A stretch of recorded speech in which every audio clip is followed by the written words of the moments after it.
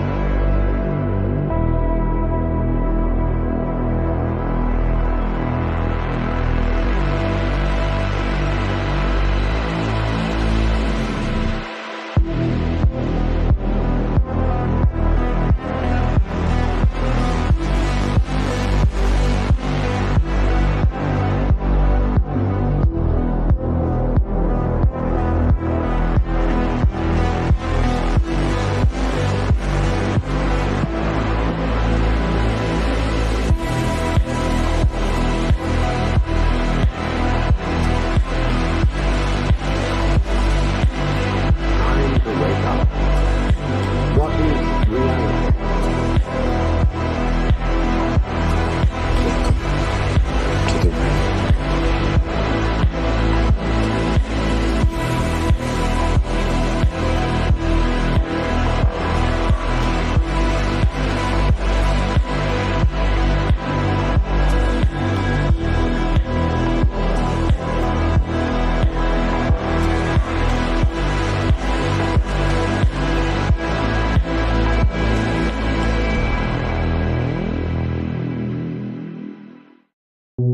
Good morning, night city, a day in the light.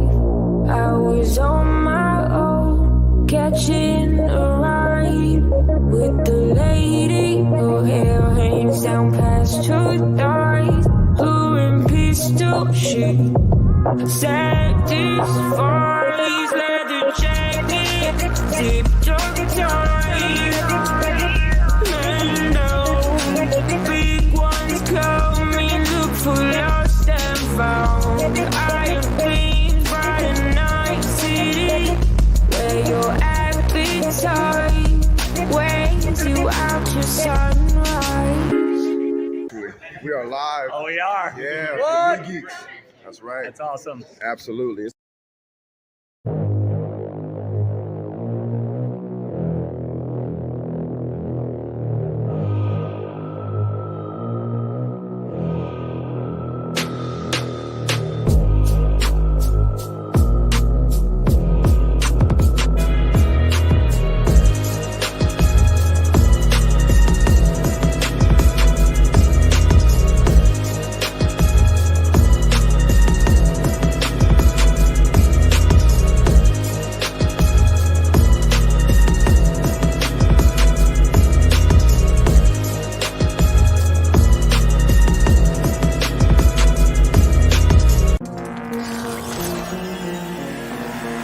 Wake the f up, samurai. We have a city to burn. Welcome to a new perspective on the modern day geek. And now, without further ado, please welcome your hosts, Leon of the Nu Geekz.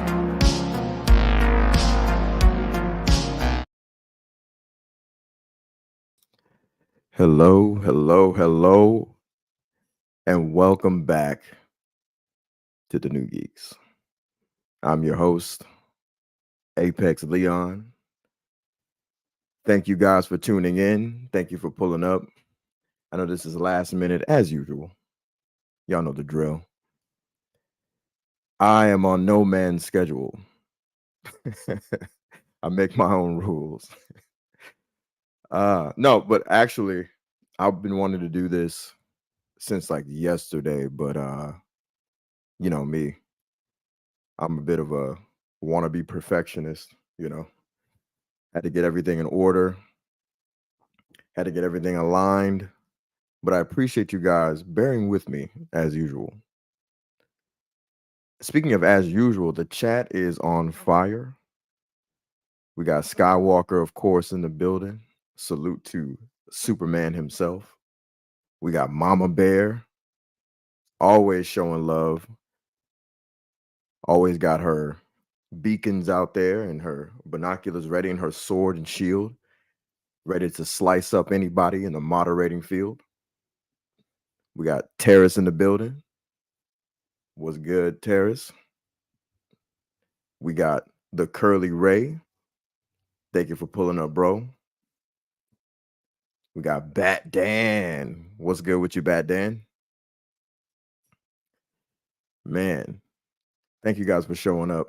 So today we are going to dig deep into what's going on with a couple of films that have been on the controversial side at best. And we're going to uncover maybe why there's a controversy. Why is it such a thing to be scrutinized to want to go see art? But before I get into all that, let me introduce the co-host with the co-most. Yeah, that was corny. The homie, Skywalker, the Jedi. The Jedi are extinct. Nah, we here, bro. I'm so happy to have this conversation, dog. Bro, I know, man. If there's anybody I know that's been passionate about this, it's the brother Sky, for sure. Man, and now you see why, bro. Now, because you experienced what I experienced and had that same, and had that same, right? Literally like the same response, right? You saw it in a different order than I did, but it's funny that you had the same reaction that I had to both films. Yeah. I was pretty freaking, I'll say passionate to say the least, right? After seeing both of these films back to back, especially one in particular, which we'll get into later. But let me return to the chat briefly. We got Frank C pulling up. What's good, bro? What's going on, Frank C? We got Mama Bear. You know what I'm saying? When she saw a Jedi appear, you know how it goes. Right, man. Thank you for being here, Mama Bear. Man, I'm just mad that I be muted so many times, yo. I was like, oh, let me hurry up and hit this. Hey, it's become a staple, right? You know, me being late, you being muted, it's all good. Batdan says, at this point for DC, all I care about is hashtag sell ZSJL to Netflix, hashtag sell Snyderverse to Netflix. Man, my sentiments exactly, Batdan. Sky, if you'd be so kind as to tell the people at home what's up with hashtag sell ZSJL to Netflix. Man, we've been trying to go about getting a conclusion to Zack Snyder's DC arc over on the Netflix platform. We've been making great strides in the going on 2 years pretty soon, right? In a few months. As to, you know, even say we got an answer from Netflix as to whether or not they were interested, right? So, we've made great strides, and we just ask that you guys follow these 3 rules of engagement while using these hashtags, which are be positive while using them. It's the current home is Zack Snyder, and we've been making tremendous strides operating in just this way. 2, we ask that you guys do not mix the hashtags as we want to keep the messaging as focused and effective as possible. And last but certainly not least, Do not tag, mention, or quote tweet anybody over at WBD, which is including but not limited to one James Gunn. We're trying to keep this conversation strictly with Netflix, and yep, we've been making tremendous headway by following these 3 ROEs. So, yep, that's what it is. And if you want to hop on the bandwagon, there's still time. There's still. Couldn't have said it better myself. I appreciate you. Time, bro. You know, I appreciate you saying that and telling the audience and reminding those that have been rocking with us about what we're about, you know, about what we're about. That's funny. But yeah, I think people tend to forget what we are here for in that regard, especially during the whole Joker thing. I've been seeing chatter where everybody seems to forget what we're about. And it's like, look, just because we want sell doesn't mean that we're not going to support art as well. You know, this isn't some, you know, hate everything that comes out of that studio sort of thing, because not everybody at that studio is a piece of crap, you know? Exactly, bro. My sentiments exactly. So we're here at the premiere of the new review. It's something I've been tagging over the years and, you know, on Letterboxd, doing my thing. Now I finally have a show to showcase it. And we're here to discuss Joker, Folie and Megalopolis. You know, it's funny. I've heard so many mispronunciations of Folie. It's really simple, but people kind of flub on it. I think to me, that's a part of like the disrespect of the film. You know what I'm saying? Before I even dig into it later, but you know, it's like I'm not even gonna learn how to pronounce the title. Right? Like, it's kind of nuts. Before we dig deep, before we go there, I'm gonna pull up a couple of things to kind of lay out some groundwork.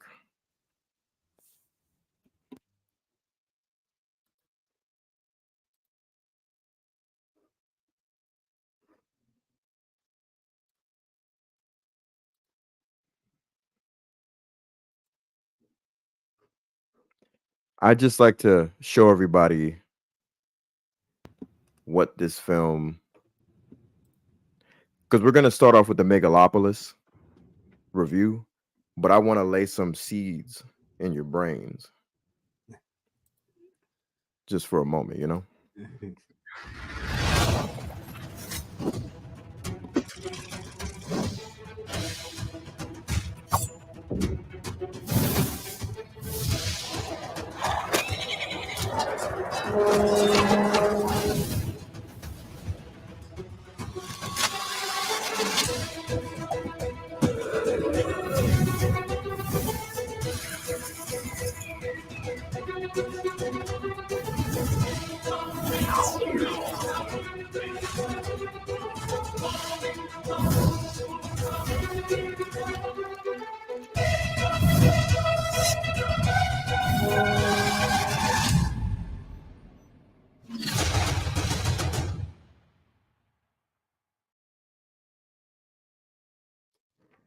Elseworlds. But before we get into all that, let's tap in to the new review of Megalopolis. One of the most insanely, this film has a lot of pushback. It's nuts. What were your thoughts on Megalopolis when you started hearing the backlash against it before it hit the theaters? What were your thoughts on that? Well, honestly, when I heard that Francis Ford Coppola, one of the greatest directors in cinematic history, right? This man has made some of the most compelling stories, right? And has what is mostly said to be the greatest film of all time, being The Godfather. I mean, that's what I've heard the most as the greatest film of all time. has been The Godfather. So when you hear that this man is self-funding his film and that he couldn't find a studio that was willing to give him like 120 million to make this film, I'm like, man, that just seems odd to me personally, right? So with me kind of just going off my gut instinct, you know, if there's people that don't have one iota of the resume that can get their ideas funded and sourced to a way of like unimaginable means almost, right? And this man can't get 120 million. It felt to me like there has to be something in here that they didn't want, you know, portrayed on the screen to the masses and just, you know, really put out there to a massive level like that. So that's where my mind went. And I'll definitely say that it went there because of those two things, the response to it and me knowing that he had to self-fund this movie, which just didn't make any sense to me personally. Yeah, same here. Because my thoughts were, no matter what, he's garnered the reputation and the resume, like you were saying, to get something funded, or at least, hey man, let's talk about budgeting here and see if we can work something out. The interesting part is, to me, we've seen, since I've seen the movie, we've seen worse films get bigger budgets. So absolutely. the excuse of, you know, I saw the dailies, or I saw the script, or I heard the idea, and I just couldn't get behind it. I'm like, I don't know. I've seen people get behind worse, you know, with less than middling results. So I echo your sentiments where it was alarming. It was like, well, I want to see this movie more now. Is there something that he's trying to deliver here? Like, what was good? It's Francis Ford Coppola, for goodness sakes. So let's get into the pros after watching the film. So, Megalopolis, the pros. I'll go ahead and go first. I was taking notes as I was watching the film, and I just kind of love the vibe of the film. For those that don't know, this movie's essentially about, it's like a modern reflection of Rome, like literal Rome from, you know, back in the day, Caesar, etc. And I'm assuming this is a metaphor on modern day society and the fall of Rome and what that can mean in modern context, right? Pop theatrical delivery of lines, the socialite aspect of it, the overindulgence, the, you know, over sexualization of everyone. It was dope to me, you know, and I just wanted to see like where this crazy ass movie, because it started crazy and it just kept being crazy. And I'm just like, I really want to know where this thing is headed. Shia LaBeouf, him in the movie was nuts. Seeing him be super odd, I kept questioning, like, is this a commentary on Hollywood? You know? Yeah, it seemed like it was commentary on a few different of these social circles, I would say. Yes, that elitist vibe, right? Yeah, 100%. Yeah, and I actually put what I put. This is about the overindulgent nature of the rich and the Hollywood who run society. That's kind of my takeaway from even like the beginning of the film, and I guess that theme was kind of playing out throughout.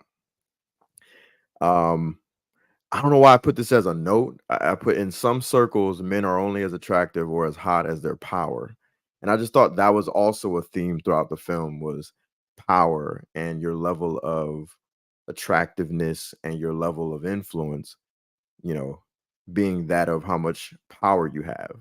You know, another thing that I wanted to point out is like the comedy of it all. And I think from some of the reviews that I've kind of heard or seen here and there, just I've been kind of steering away from the vast majority, but you can't help but see some. I think the ones that I've seen, they don't really touch on the comedy. And this movie was a straight up comedy, and it wasn't trying to not be. This wasn't a movie that, you know what I mean? It's not like it's funny because it's so bad. It's actually funny. Like it's supposed to be funny. Yes. You're supposed to laugh. Right. Like totally. And one of the reviews I saw, somebody was basically saying like it's so bad I was laughing. I was like, no, man, I think this movie was trying to do that. You can't tell me that Shia LaBeouf doing the things that he was doing, like you're not trying to generate a laugh, bro. Like, come on. You know what I'm saying? And even the Shia was wilding in this movie, bro. He was the best actor to me in the movie, and probably the best character. He was insane. Yeah. I don't like his character, but it was the best character. It was nuts. Yeah. You know? Shia was all over the place. For sure. Shia was for sure. What were some of the pros that you took away from Megalopolis? Man, funny, man. This movie was very, very funny. And yes, I was not laughing at the movie as if it was dumb. I was laughing with the movie. Like, yo, there are several points, you know, and that actually shows how well written that it was too. Because I think that this whole the people laughing and trying to make it seem like they're laughing at the movie because it's so dumb. I think that that's just them trying to disrespect the writing of this film, man. Because Francis wrote that, and for me, that was one of the biggest takeaways. Also, I think I told you this. Outside of the Snyder cut, like I've seen a lot of movies in IMAX, y'all. Like I've seen a lot of movies in IMAX. This was possibly one like the most beautiful shit I've seen in IMAX outside of the Snyder cut, like on a big screen. I'm dead serious. Like this movie was incredibly beautiful on that IMAX screen. Like just the framing of everything and how he used the entire frame. Like, yo, there was so much off of the screen that you guys didn't see if you didn't get to see it in IMAX. That's crazy, but it was absolutely gorgeous. I also was lucky enough to have the whole interactive part happen at my screening too, which was super dope and original. I've literally never seen that happen in any theater experience that I've ever had. You know, and also I liked the just the overall vibe of this movie, kind of like how you had said. I loved how over the top that some of the scenes were acting and how it seemed theatrical, almost like you were watching like a Broadway play, right? And yo, I just loved it. And I also loved some of the themes that were being discussed in this film as well, because this is a very much like pro free speech film. It's a free thinking. Yeah, free thinking, like pro family, marriage and family. You know what I'm saying? Like it, like yo, it's crazy. And it's all wrapped up in this crazy bow that's very intricate. And it may not have been a perfect film, right? But I overall enjoyed this film so much more than I had any problems with anything. 100%. Yeah. No, I hear you, man. This movie was freaking weird. And I don't mean that as an insult. I think it was meant to be weird. Yeah. I don't know that I'm not gonna let like banners stand in the way of how I do things, but as far as cons go, right? I think that one of the first cons I would point out is the fact that not fact. It's in my opinion that I think Francis was holding back, in my opinion, because some of the themes that you were talking about, there were some underlying things as well. I remember you had mentioned this on one of your streams when you were talking about how Megalopolis touched on the virginity and sex and, you know, money and buying and selling, right? I'll say it like that, in that way, right? And the thing that was annoying me was he wasn't committing to the thing that he was hinting at. It was annoying. I was like, bro, just go there. It was almost like it softened, like he softened the blow. Yes. By a revelation that came out later in the film, right? Big time. And even by way of trying to make it seem as though, what was it they were saying? They were saying like, and this is, I don't know, I guess it's not really a spoiler, it's just a detail in the movie, but they worded it like she's trying to keep her virginity. So it's like a virginity pledge. And it was like making it seem like it was odd. It was like, are they pledging and putting money towards her keeping her virginity? And it's so good that she's keeping it, so we're pledging that she continues. But what would be the end result of that, right? If you put two and two together, the end result of that would be they're doing that so that whoever has the most money can probably cash in on said virginity one day, right? Yeah. Yeah, absolutely. And so with that, this character at first is seemingly underage. And so I'm like, whoa, you see all these elitists waving, you know, like they're at an auction, and you see her and all these other young ladies, seemingly girls as well. They never said their ages, but they definitely said the center character of that scene was old girl, the pop star. And they're bidding on her virginity. That was crazy. And I was just like, why isn't he committing to this and leaving it too underlying? I say that to say this. The film was incredibly complex in the way that it kept shifting its tones. And I don't think that was on accident. I think he was trying to be frantic on purpose. And that's just me. And I'm not trying to be an apologist here, but this is Francis Ford Coppola we're talking about here. This guy isn't some amateur. Yeah, it ain't like he making a whole lot of cutting mistakes and stuff like that. Yeah, you know what I'm saying? Right. So in my opinion, I'm like, man, he's making the tone in certain scenes a little too frantic, and you're having to figure out why this character is in this sort of atmosphere right now. Like when homeboy Caesar, who is played by Adam Driver, who Caesar Catalina. Yeah, Caesar Catalina, who is in the film, he is supposed to be a designer, I think they call them, or a creator. I can't remember which one, either, maybe even both. And he is this guy who has tapped into the power of controlling physics or time, as it were. And he's discovered this impossible element called, is it megalo? Yeah, I believe so. Or megalo. I'll look it up. Okay. It's something mega, which is where the, phrasing megalopolis comes from, because he wants to construct a city that essentially holds no bounds. Megalon, there you go. I was missing it in. So yeah, it's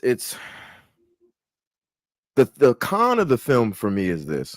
I know I can easily say it's incomprehensible, I didn't understand it. I understood it.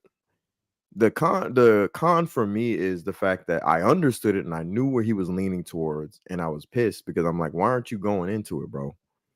This was like one of those, if you're a person who's ever tripped, and I've never tripped, actually me and Scott had a discussion about that one day, but I've never tripped, right? And everyone who knows that word trip, I don't have to explain it, but this was like when you go there, when you really go on one of those trips, I'm just sitting here like, man, he's taking us on a ride, and sometimes it can come off as though it can be incomprehensible. And I'm like, but why did you do that? Why did you choose to allow this film to go into the incomprehensible when you're a master at storytelling? Like I cannot forget this man's history and resume to sit here and just be like, oh, he just made a bad movie. Because I don't think it was a bad movie. I don't think it was an incredibly good one either. But this movie was incredibly fascinating and interesting to me. And I came away very like it was insane to me. Like I kind of want to see it again, to be honest. Right? I just do, bro. Yo, that's what I'm saying. Maybe we're the wrong people to critique films. Because I look at the landscape and it's like you have to say a movie's complete trash or you have to say it's a masterpiece. And I'm just like, this is neither. I want to see it again because I want to know why I feel the way I felt after I left the theater. You know what I'm saying? Yeah. And even with me, I even feel kind of worse because as I stated earlier on a prior stream, I got to the screening late, you know? So like I missed a few minutes and I was like, oh my God. So I even was trying to, imagine trying to jump into that and I'm like, all right, this is a lot right now. You know what I'm saying? Like I'm having to catch the vibe and everything and catch the cadence, right? Which this film has a certain pace to it, which as Leon said, it really dips in and out of a lot of these things. It really does. Yeah, 100%. I'm gonna catch up with the chat for just a moment. We got Sin Havoc in the building. Yeah, it is cooking time. Sin Havoc, cooking time. Yeah, we got Sergeant Giratina. Yo, it's always a pleasure, brother, to see you in the building. Parade Risk. We got who else? We got. I saw a couple of new. Oh, we got HMDS in the house. What good? Up? Shout out to the Doolies. Yes, and Havoc. A bidding war. Oh, whoa! I just felt a shift in the chat. You know what I'm saying? Right. El Necron himself. El Boogie. Shit just got more metal with your mere presence, brother. Salute to you, sir. Yeah, man. I don't know. I you got anything else you want to say? Because like, I don't know. I kind of want to like, oh, you know what? I'm tripping. I have to ask this question, Sky. Do you think Francis Ford Coppola had a fear of fully committing, man? Because I'm not trying to give him any excuses. People can think what they like about the film. I'll give my actual like rating in a moment, but I'm sorry. Like I cannot forget this man's history, and if this wasn't Francis Ford Coppola, I'd be like, who is this dude, and what was he trying to do? You know, I'd still say that. Knowing it's Francis, I'm like, yo, bro. I think he had a fear of committing and sticking the landing, because I'll say this and I'll let you get the mic. So there's a scene at the end, and we talked about this before after I watched it, right? There's a scene at the end where the character of Shia LaBeouf's character, what's his name? I forget his name.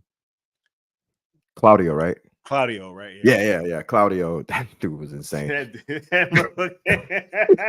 I'm sorry. I might be blowing the rating right now. Y'all got to see this. Anyway. Claudio, this dude. I keep thinking about them eyebrows, bro. Like them eyebrows, bro. It was insane, bro. Yo, so at the end, his character was like a mix of certain modern day figures. It seemed like a lot of his stuff had policies from a certain, I guess, if there's a bird, the left of the bird, and then if there's that same bird, image wise, they tried to make a character. To me, it would seem like a caricature of maybe a right side of a bird. Yeah.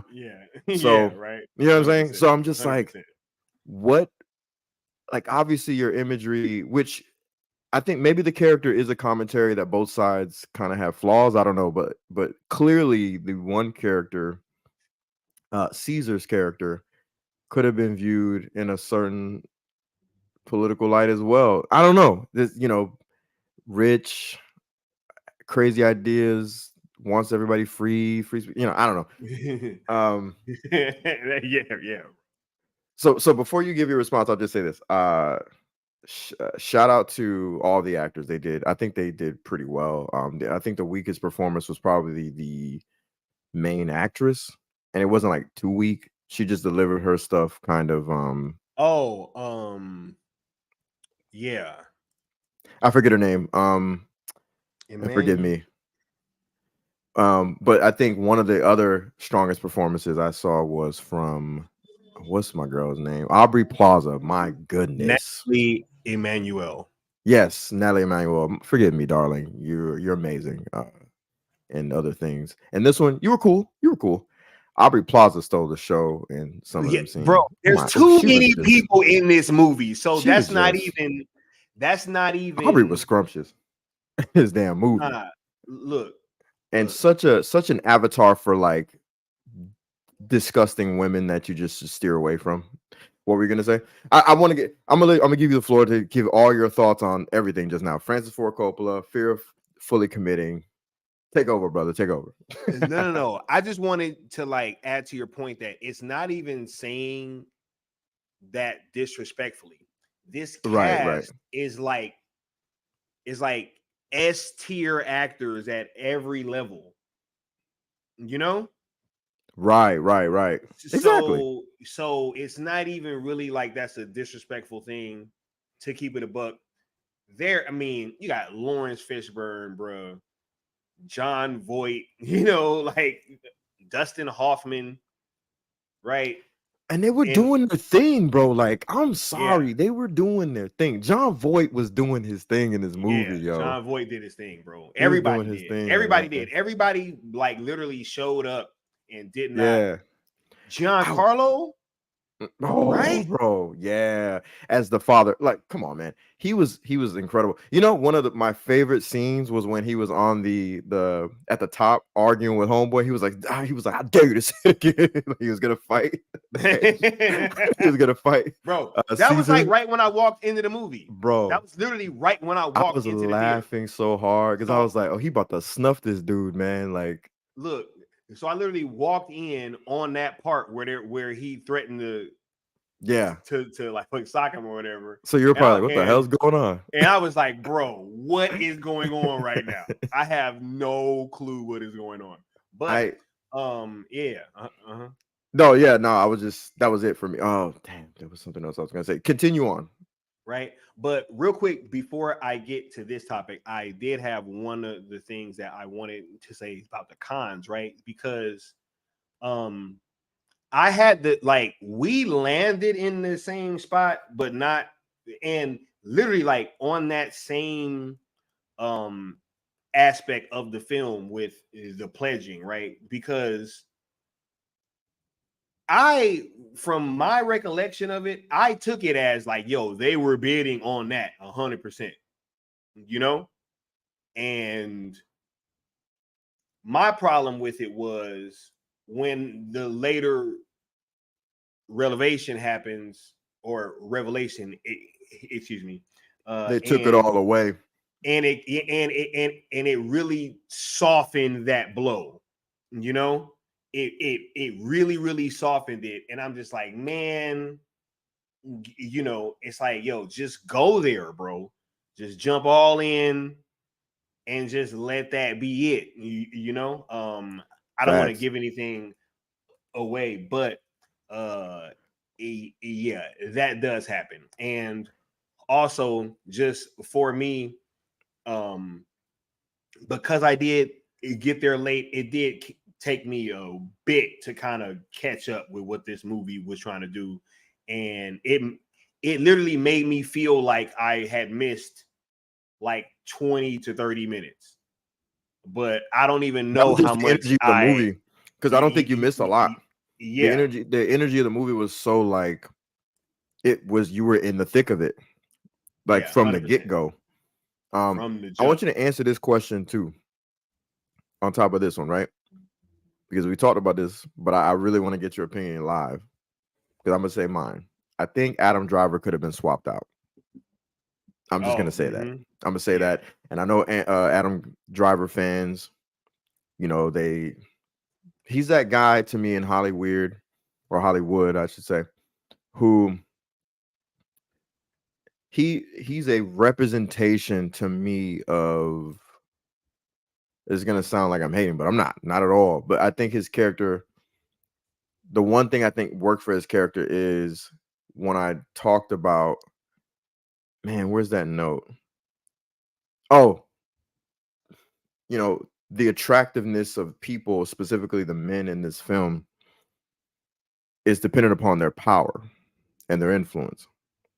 I think Adam Driver kind of represents that for me as like a Hollywood actor. I think like, I don't understand why he keeps getting these sort of roles, and it's no offense to the guy at all. I just think like, because okay, put it to you like this. Like I said before, you know this is no secret. We could have put Shia LaBeouf in that role. It would have been fire, bro. Yeah. But I don't think we can put Adam Driver in Shia LaBeouf's role. You know what I'm saying? No. What are your thoughts on the Francis Ford Coppola question and what I just said? Real quick, the Adam Driver thing. Yeah, I do think that, you know, yeah, he wouldn't have been my first choice. You know, in terms of what he did, you know, I think that he did it to the best of his abilities. You know what I'm saying?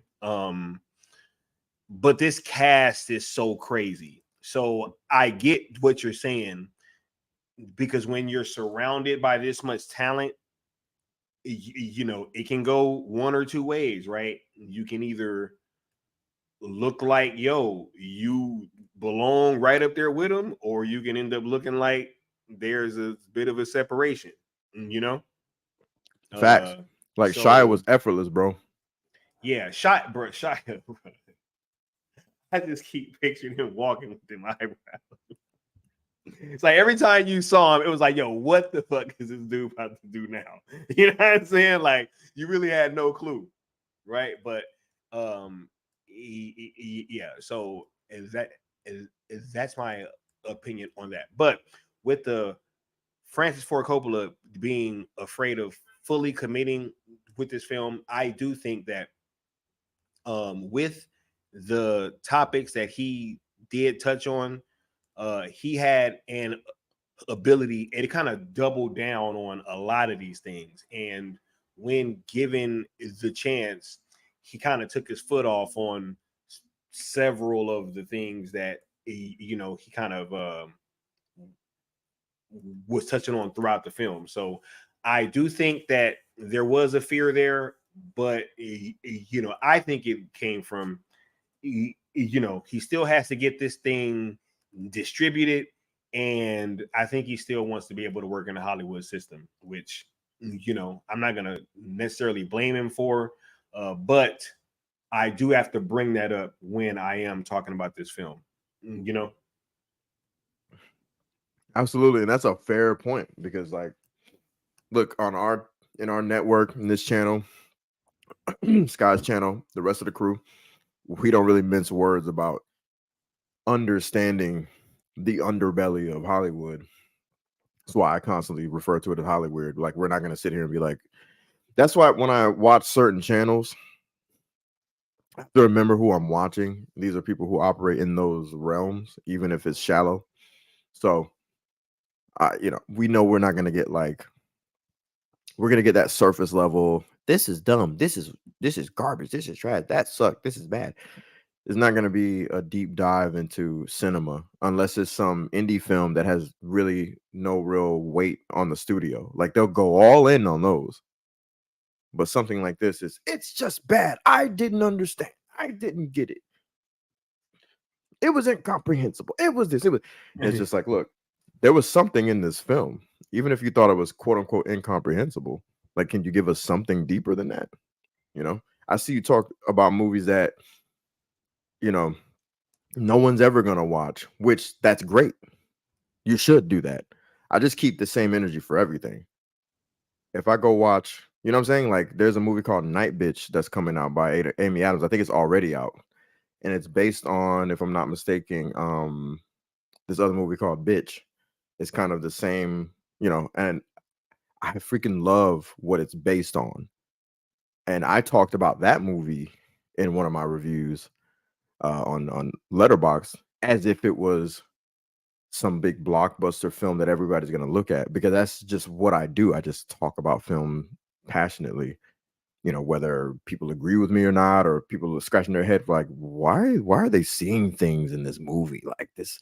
You should just say it's this and that and move on. No, I can't, you know. So I think, I don't know. I think we hit all the marks on Megalopolis. I think what's the rating? What are we gonna do? This my little system here. Is this a go? This a show? This a no? This is for the streets or for stream? What you think, Sky? Look, I saw this thing the way it was supposed to be seen. It was a great experience for me. I would definitely say go check this movie out, man. It's a fun time out. You're definitely gonna have a conversation about this film, which is strangely enough kind of what the mission of the movie is, right? Or it's about conversation. And you're definitely gonna have a conversation at the end of this film, right? So hit the streets and go see it for sure. That's what's up. That's what's up.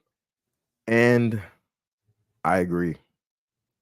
I say go see it. There's no way that I can say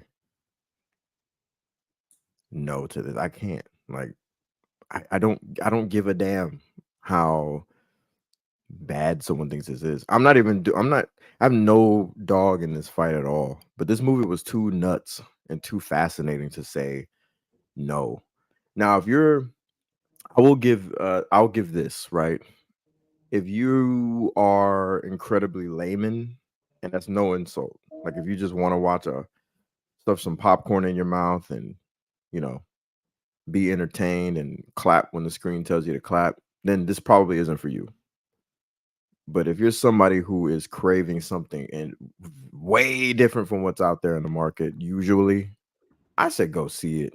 I thoroughly enjoyed just going along for a ride and going, what the hell is going to happen next? Why is this happening? What's he doing? Why is he in this room? Why is he doing that?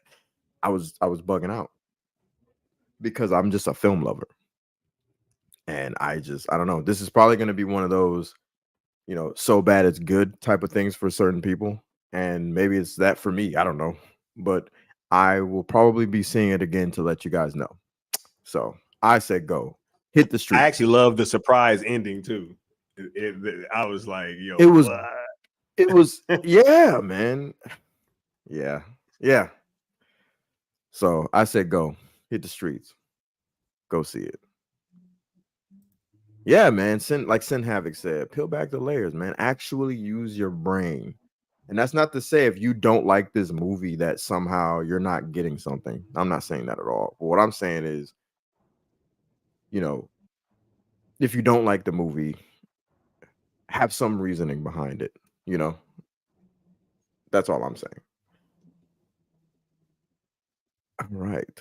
Let me check the chat before I continue on with the new review. Joker, Folie and Megalopolis. How y'all feeling in the chat? So yo. Tell me if you've seen the movie, and if you have, what do you think? Don't forget to hit the like, the share, and the subscribe either.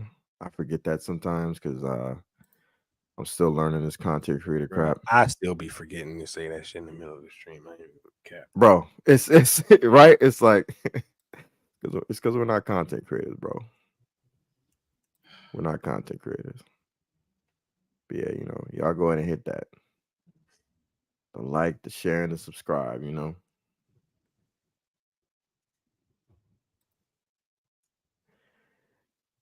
Hit the like, hit the share, hit the subscribe to the Nu Geekz.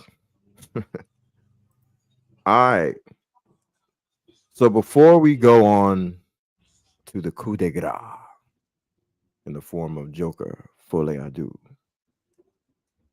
let me pull up some more seeds to plant.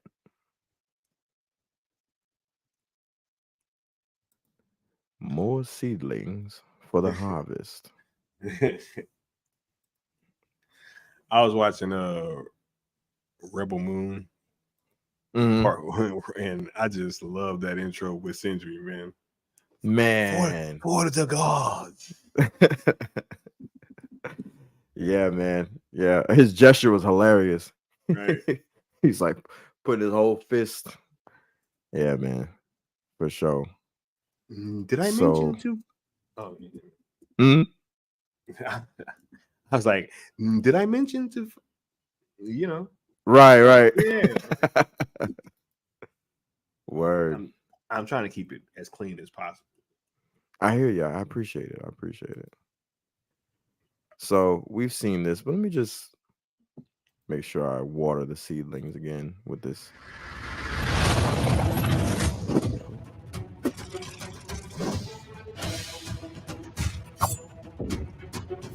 Elseworld.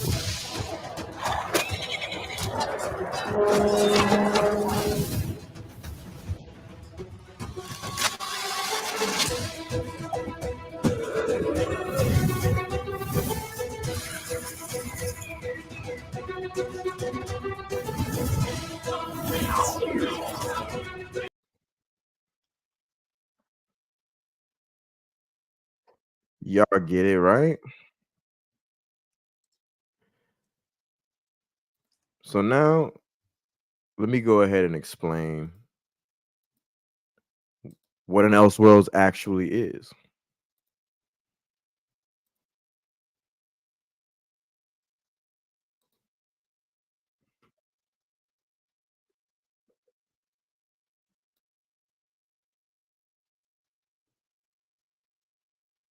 Matt Reeves' The Batman and Todd Phillips' Joker as an example.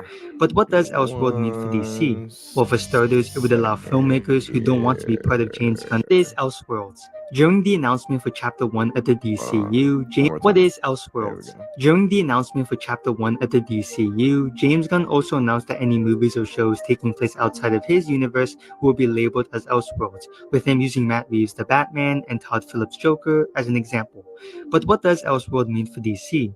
Well, for starters, it would allow filmmakers who don't want to be part of James Gunn's bigger universe to branch out into their own little bubble. Elseworlds will benefit directors like Matt Reeves or Todd Phillips by allowing them to make what they want to make without having to worry about other projects in the DCU, compared to how most filmmakers in the MCU would have to be aware of other projects for their stories. I like this method quite a bit because it means that directors are not limited in what they can do and they have full creative freedom over their stories. What do you think about Elseworlds? What is Elseworlds? During the announcement for Chapter 1... Y'all keep that in mind. What do you think about Elseworlds? Because I've seen a lot of chatter about Elseworlds, right? Or rather, I haven't. I've heard a lot of people trying to destroy and bring down Joker on the basis of this movie is not a Joker film, right? So let's discuss in the new review Joker, Folie Adieu. Folie Adieu. I want you guys to keep these Elseworld seeds planted in your mind, right? Joker, Folie Adieu. Let me pull up my notes on this movie. So let's discuss the pros. Actually, before we get into the pros, what did you think of the noise heading into this film?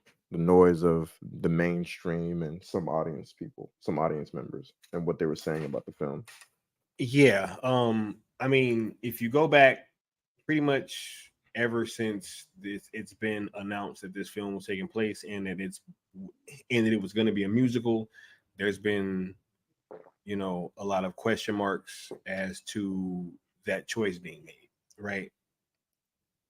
As we've gotten closer and closer to the film, it seemed as if those question marks from before, it seemed to over or to supersede what I thought should have been goodwill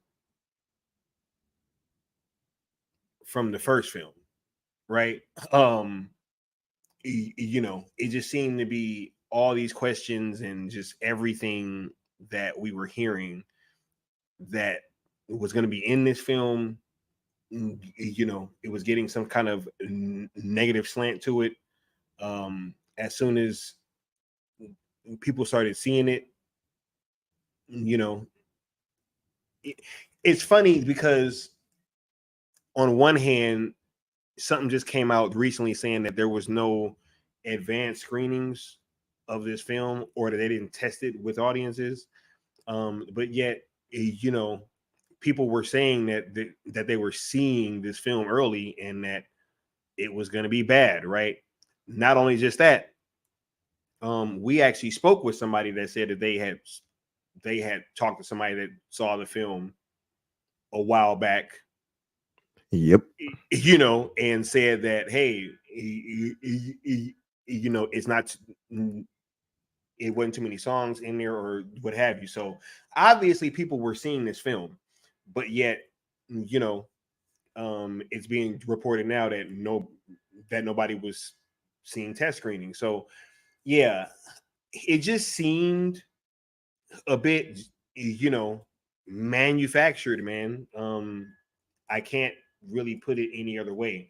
Whenever you see these mass kind of everybody hopping on board to not only say that a film is going to be bad, but to try to encourage people to not go see it by saying that it's disrespectful to the fans of the first film, which I am a huge fan of that first film, that first film. And I absolutely said it after I walked out. There was nothing in this film that was disrespectful to the first movie, outside of something that we're gonna get into a little bit later. But I think that was even kind of pressed upon Todd Phillips. So yeah, going into the film, I knew that I was going to have to keep my mind open and not really listen to all this outside noise. And I'm so glad that I did that, because I think that it is why I was able to have the experience that I did, right along with so many other people that was in my same screening, which included, I didn't even know, but Tatiana Siegel, right? Because spoiler alert, she was in my screening, right? And even had some choice words about the screening afterwards, and was capping, y'all, and was capping. I was actually there. To the surprise, I was actually there. I got video evidence that I was there, and I can debunk that that little piece that she put out about the Joker 2 screening that she was at. Yeah, man. I mean, this is, but that is not surprising, right, Leon? To be honest, not at all. And it goes back to what you said. I like how you put this when you said the good grace that the first film gathered. It was it was unparalleled. It was a success. Like, you can't argue that. You can argue quality all day, but the thing made $1 billion, point blank. So it could have been an absolute garbage film by every metric, but it made $1 billion. So that alone gives you the green light to say, all right, somebody must have liked this. Every critic on earth could have hated it, and every audience member still went and gave it 1 billion. Somebody liked it, right? So for that, it has the merit alone to just live in its own space and do whatever it does without people trying to create narratives. And but once again, that happened to the first film when the media outright tried to start a riot at best, right? And now we see this, which Tatiana Siegel even kind of ugly tried to bring up that situation. Or no, she brought up feeling uncomfortable seeing a Joker movie in the theater because of the Dark Knight situation. Oh my God. Bro, I'm sitting there. I'm like, yo, are you kidding me? When, to clarify again, the evil son of a gun who did that never said anything about the character of Joker, Batman, or anything. He just had his hair was dyed orange, and he was just an oddball, at best. Evil dude, and it had nothing to do with what movie it was. It was the guy probably knew the movie was going to be popular, so he did what he did. And that's the media for you, which a lot of these movies that they're telling you to stay away from are giving commentary on the media. And that's something. Also fresh. Tatiana Shamigo. Yeah, yo, I was so surprised when I saw that article. Yeah, I didn't read it. Yeah, no, because I can't remember how it was titled, but then very early on, I could see that we were at the same screening because she mentioned that she was at the Grove, and I was like, "What? Like you saw it in IMAX at the Grove? That's the same one that I was at." You know what I'm saying? And it's like, whoa, oh, word. Oh, so I just know that this is about to be exactly what happened, right? Right. Yeah. Crazy. Well, thank you for helping me lay the groundwork for the first one going into the second one, right? So essentially, I would say the premise for this film is, the aftermath of the first film, which sounds pretty basic, but that's what it was. And it's set in a courtroom drama, which is pretty fascinating. It's pretty cool. I like the very mature spin, because this isn't like your typical comic book fare where the guy's going to get out and cause a rampage. The first film was your everyday average guy who was nutty. Average as in, his ability. When you think of comic books, you think of the fantastical, but he was just a regular Joe who was a little off his rocker, and he was getting pushed to the edge because he doesn't live in a mental reality as his peers. And so he's pushed and pushed and pushed to where, the bullied becomes the bully, even up until the end when he snuffed out an innocent life. Fast forward to Folie, and the courtroom drama is essentially a reflection, in my opinion, on the failed systems of society, right? So what are the pros that you took away from Joker Folie? Yeah. One, I think that the framing of this film, and one of the main questions that are being asked is, are Arthur Fleck and the Joker like one in the same, right? That's like one of the main questions. And it's funny because that was one of the main questions that I had coming out of the first movie. Right? Like, right. And to see this film kind of pick up right where the second one left off, or right where the first one left off at, was very intriguing to me, and I very much so enjoyed seeing the aftermath of Arthur's actions. Right? Because it's like, yeah, you watch him go from being somebody that nobody sees and nobody really interacts with and things of that nature. And then by the end of the film, everybody knows him. Right? And then, you know, throughout that first film, even though you don't feel that that Arthur should have made those choices, you're kind of sympathetic to why he does what he does, because you've seen him on this journey and you can see the world through his eyes, right? This film takes it and says, okay, well, not only are you going to see his actions through his eyes, but you're also going to see his actions from the eyes of other people, and how his actions impacted those people in different ways. And so I very much enjoyed the peel back and is the peek into the psyche of like how everybody around, or how his actions affected the people around him, and even is the people that just saw him do what he did on that television screen, right? So you know, not only just that, but the music, I enjoyed most of the numbers. As I said before, I kept finding myself smiling throughout this movie. I was just having a great time, and I loved all the twists and turns and the ride that it took me for. I just really enjoyed this film so much after that intro,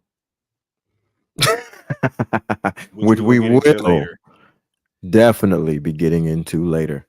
Yeah, I echo a lot of your thoughts, man. I might be the wrong person to be reviewing movies. I don't know, but I really couldn't find. No. Oh, one last thing. Oh, go for it. Go for it. The homie went and saw it. Real general audience, dude. Yeah. You know what he said to me? What was that? He like cause he's seen all the talk surrounding this movie as well, and he's much more general audience. But he was like, yo, I love the first one. I'm gonna go make my own mind up. Went, saw it with his chick. He literally called me and was like, I don't know what people was expecting, but that shit was dope. And I was like, hey, he was like, bro, y'all heard it was gonna be a musical. I knew it was gonna be a musical. Like, he's like, hey, I don't get it. Absolutely. Shout out to the chat. We got the Prime just showed up. Was good. The Prime. Shout out to the Prime.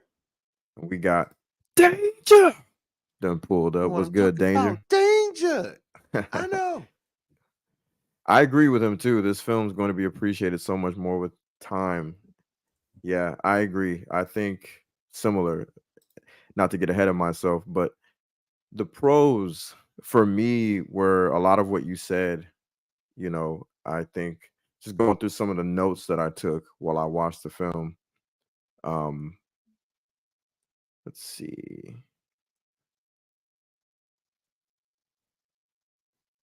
Yeah, one thing that I wanted to point out was, minus the noise of the outside criticism, like the thing with her name was so minor. Like, oh my god, did they call her Harley Quinn or Lee? Like, who cares? Oh my god, her name is Lee. Her name is Lee. Yo, go watch the movie, dog. That's what I'm saying, man. Like, it's just goofiness. I'm like, he called her Lee a couple of times, but they called her Harleen Quinzel and Harley Quinn several times in the film. So, you know, that's so goofy. Like, a detail, right? One of my growl moments, right? You know, another thing that I kind of took a notation on that I liked was I liked how there was it felt like a slow roller coaster descent back towards the Joker.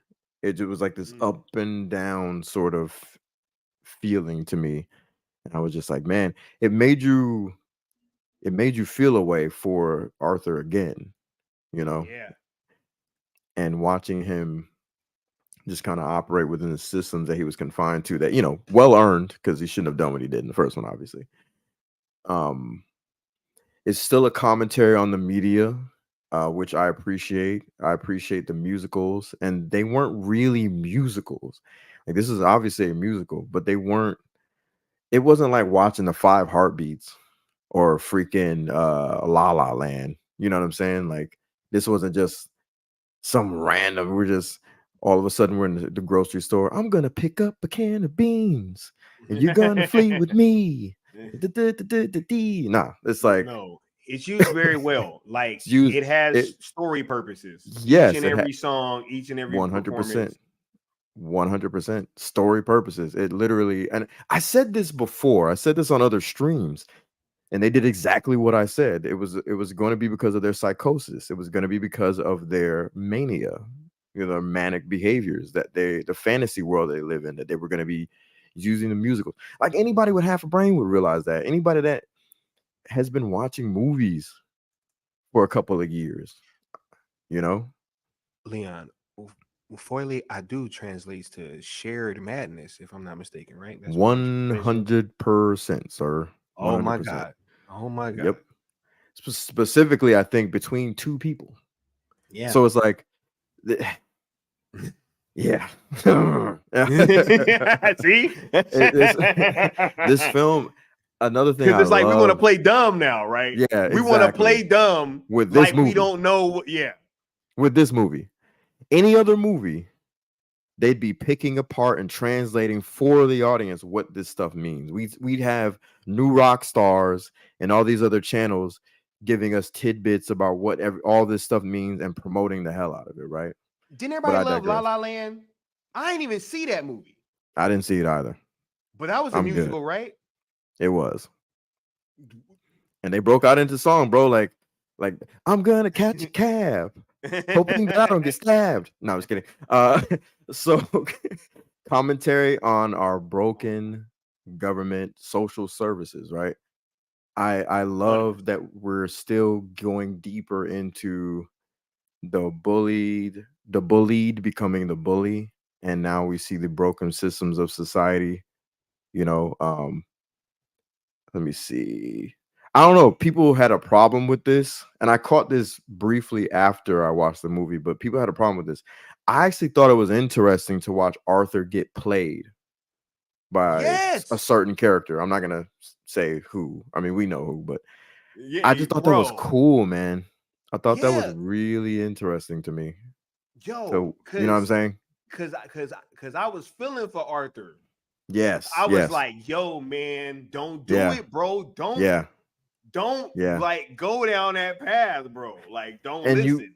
You only get this if you have amazing performances, because Joaquin Phoenix, Lady Gaga, you know, pretty much everyone involved, but namely those 2, they delivered. Joaquin, man. Facts, this dude, man. I know I heard a few people, not a lot, but a few people say he's been phoning it in lately, and I'm like, I don't know where, but okay. This dude crushed it with his performance. He crushed it. I mean, the physicality of his body alone is insane. But he really knows how to draw you in, man.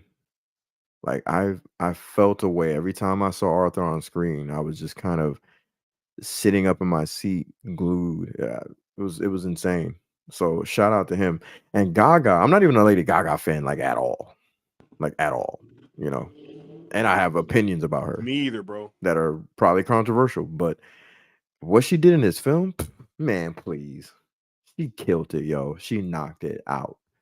So shout out to her. Her singing in the film was really, really, really good. You know, Gaga, she's a singer.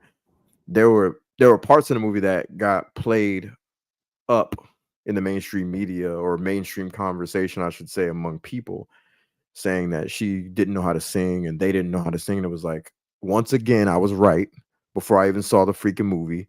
I literally said on different streams, I bet you it's going to be because the scenes that you see them locked up and confined is going to be two nutcases thinking they could sing. In their heads, they're Lady Gaga and Joaquin Phoenix who can sing. Like, Joaquin's not a bad singer. He's a throaty singer. You know what I mean? Yeah. And Gaga's Gaga. And I was right. I'm tired of being right. Anyway, here's a note that I asked a question. Let me see. I want to know why people are creating these narratives about the film. I literally wrote that. There was another thing that I hate to give a review based on things that I've heard, but I'm not a paid film critic. So I'm gonna do what the F I want.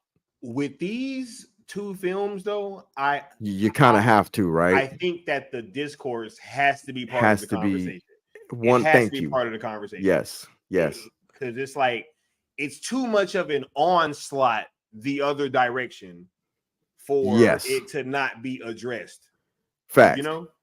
Yeah. Like one example, somebody was saying that Lady Gaga wasn't in the movie enough, and I was like, bro, she was in damn near every scene. Yeah, bro. She was in the courtroom a bunch. She was the driving force outside of the courthouse for why Joker, the image, the totem, I'll call it, like Batman, his totem is a bat. Joker, the clown, the image, the iconography, the symbol had so much love and passion outside of the courtroom. She was keeping those fires burning.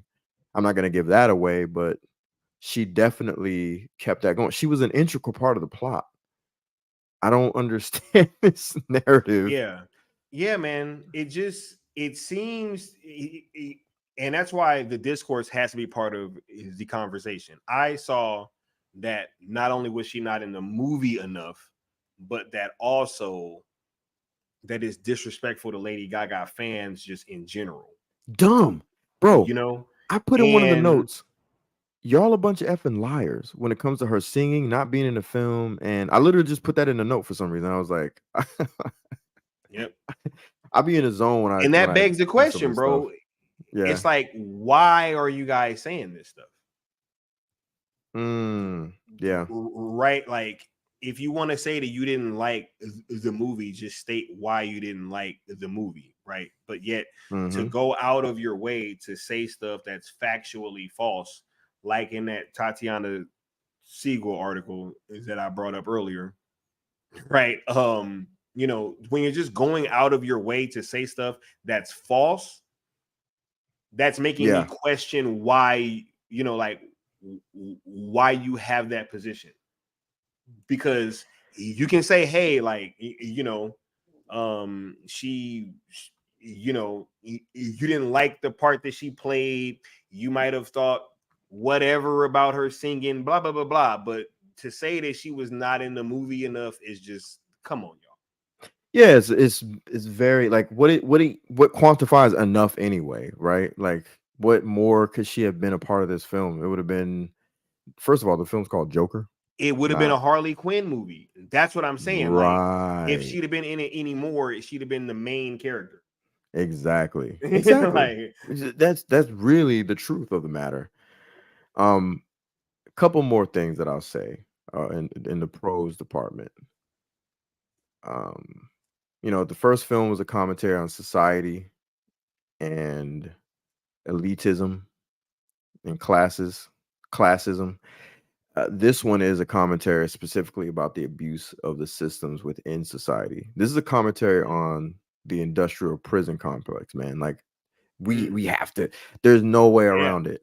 You know what I'm saying? Like, I love that aspect of the film, and just the way people are treated inhumane, even in prison. Now, I'm not saying like we don't understand why people aren't doing what they're doing, when someone is arrested, we get it. Like someone's arrested, they get sent to prison, etc. Depending on what they've done, we get it. They get pushed around and knocked around, etc. But like that shouldn't be how society works. If someone does something bad and they're tried and found guilty and they've been given a sentence, and that sentence has been made and viewed as fair, then we should treat these people like human beings and, try to rehabilitate. And if that rehabilitation takes until they're dead of old age, then that so be it. Why else are we having these prisons other than the fact that, we know it's a second form of slavery, but that's a whole other conversation. The last you really get a great look into Arkham, man. Like, oh yeah, you get a great look into the Arkham and how Arkham operates in this version of Gotham. And it's just, I think it's dope, yo. Absolutely. Wait, you see Arkham and Blackgate, because he was in Blackgate too, if I'm not mistaken, right? I think so. Yeah, because they that was the thing was to transfer him to Arkham. Right? Yeah. Prime says, I honestly didn't enjoy the film. There were aspects that I think were great, such as acting and filmmaking, but I wasn't a fan of the overall story and certain spoilers creative. Nah, I get that. Like that's cool. This is the channel for disagreeing. I'm with it. I do think Joaquin and Gaga gave great performances, and I appreciate this take on Harley Quinn a lot more than certain. Yeah, and that's the thing. Like, if you're a diehard fan of these characters, I do understand not liking the portrayal or whatever the case may be. But making it a crusade against the movie, that's where I draw the line. Like, nah, I ain't with that. That's weird to me.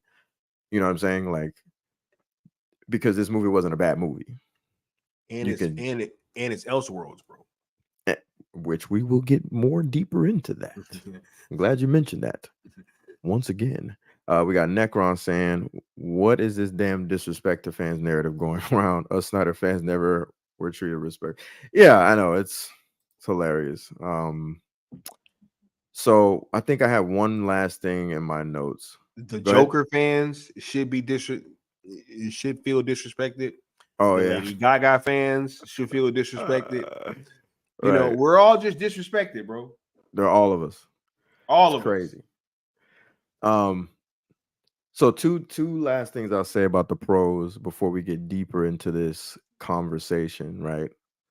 Oh, Bishop, man. Hold on. Bishop, I ain't even see you, bro. My bad. Hey, what up, Bishop? What up, Bishop? Because I know this ain't the first comment he's made. You know what I'm saying? What's good, Bishop? How you doing, bro? Been a minute. Yeah, HMTS. I can't wait to. Yo, matter of fact, if you want to pull up during the deeper part, let a brother know. That's only if you like the movie. If you didn't like the movie, you can shut up. I don't want to hear it. No, I'm just kidding. I'm just kidding. So my last couple of notes I put, the ending I thought it was actually really cool, and I know that got a lot of backlash. I'm not going to spoil it at all, but something happened to a character and something may have been revealed about another character, and I thought that was actually pretty interesting, given the preface that this was an Elseworlds. Like, I was like, oh shit, that's crazy. What? I thought it was okay. I thought it was dope. I wasn't over here like acting like this is a treatise upon the entire brand of Batman or the character of the Joker. I just thought that this was an Elseworlds doing what Elseworlds do. So I thought that was rather fascinating. It also put, a nice bow on everything that Todd Phillips was trying to accomplish, whether forcibly or on his own, rather, right? So we'll get into that too later. And the last thing I'll say is this is just a note I had at the time. I don't know that I still feel like this, but I'll just be honest. You're all a bunch of liars. And I hate the genre of comic book movies because of the nerds who destroyed its growth and progress towards the realm of true cinema. And you know what? Fuck that. I do feel like that. I still do. I do. I watched this film. I knew that was gonna come back out. I was like, yo, ain't no way that he about to change his stance. I walked out of that movie so pissed at how passionate you fucking nerds are about art.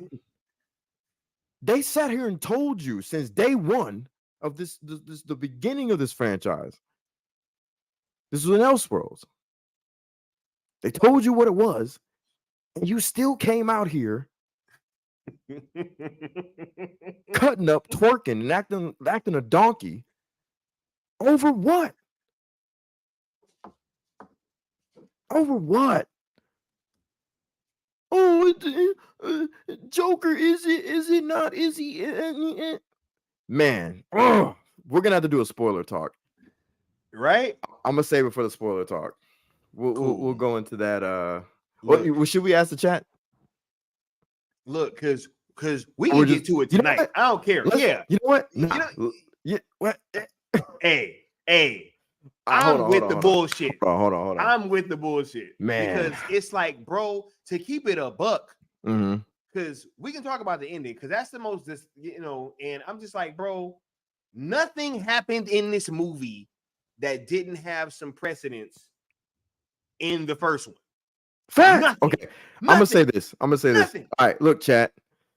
Do y'all want us to go into spoiler talk? Yes. I just want to put a yes in the chat, a 1 in the chat, a Joker card in the chat, whatever, man. Just let us know if y'all want to. In the meantime, while y'all are doing that, I will go on ahead and further this conversation about Elseworlds.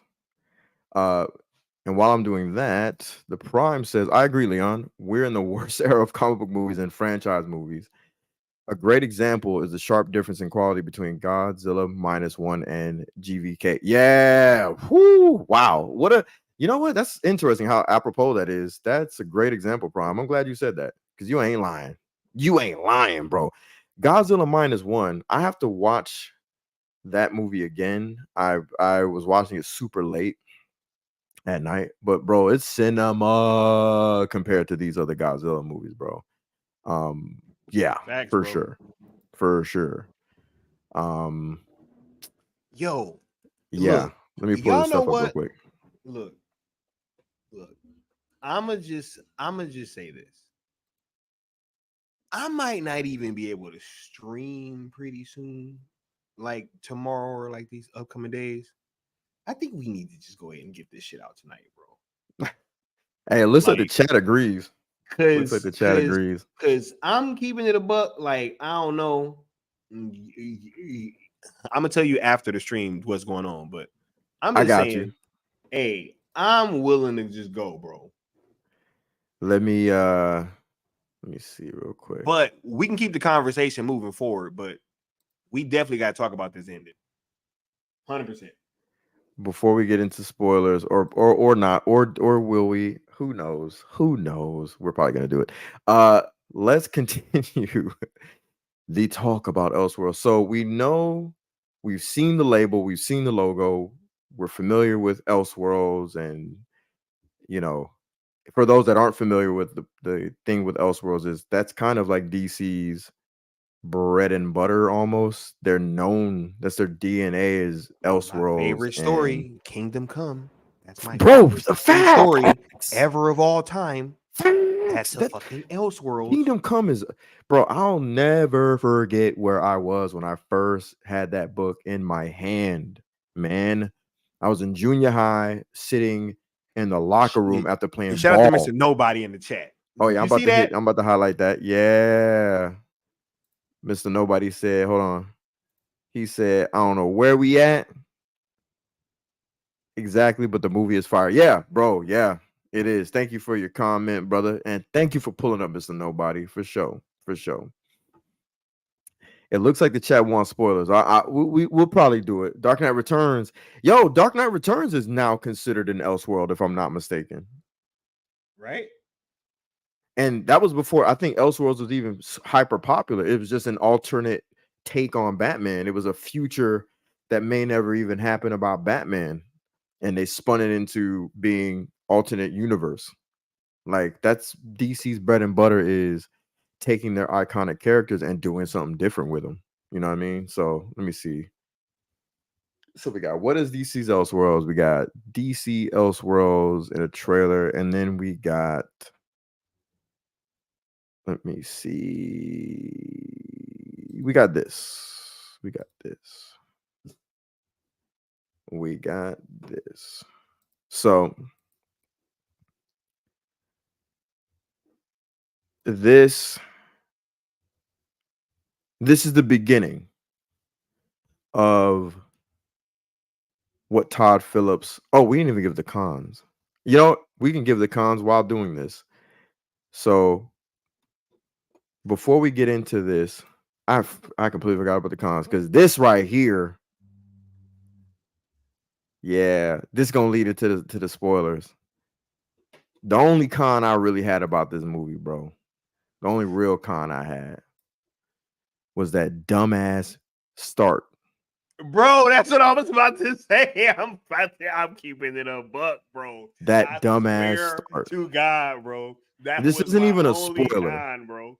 That was only facts. Same, bro. And you know what's funny? Me and him, we of course had discussions, but I didn't know that was his only con. No, that's my only con. No, the rest of the film is dope, and anything I could say is like very minor. About flaws. This here stuck out like a sore thumb. And the beginning, this isn't even a spoiler. The beginning of the film starts off animated for no reason. And, you know, I went into this and I was like, okay, interesting. As soon as that's over, it goes into the, you know, the actual movie proper. And I'm like, you can tell that's where the movie was supposed to open at. Yes. Because the way it started live action, it started like an opening of a film. I was like, that makes it makes no sense that we have this animated thing and then the film starts like an opening after the animated part. Like that's crazy. So it opened and open. It was so stupid. So it made no sense, bro. So now that that's out of the way, we can properly get into the rest of my planting the seeds on this Elseworld situation, right? I want to take everybody back to when Todd Phillips had a discussion about what he wanted to do with this franchise. And how did this come about? You know, this idea to go here and do, you know, a villain or whatever you call that in the DC universe or Marvel or any, and focus on that aspect. And I think you were trying to create a whole series of movies, right? Yeah. I always go big, but no, I just was thinking about really, quite frankly, the state of the movie business and how, and the movies, again, to use the term, that do cut through the noise, the movies that, you know, we all make movies and they're far too difficult and expensive to be a hobby. The reason we do them is to get people to see them. And, you know, it's hard to deny that comic book movies have kind of taken over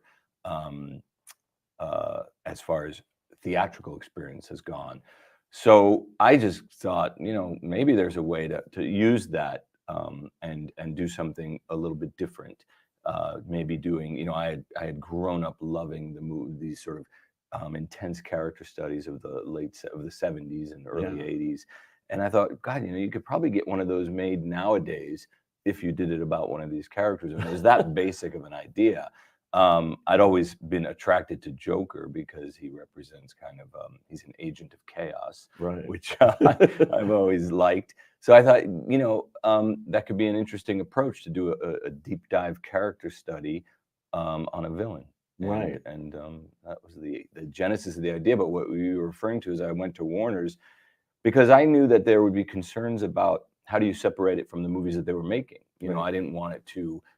I knew they were going to go, we're going to confuse the audience if you have, you know, this Joker out there in these movies, and then you're doing this whole other thing. So my pitch to them was actually to start a label, kind of, which was a little aggressive. I'll in hindsight, agent of chaos, which I've always liked. So I thought, you know, that could be an interesting approach to do I want y'all to pay attention to this study on a villain.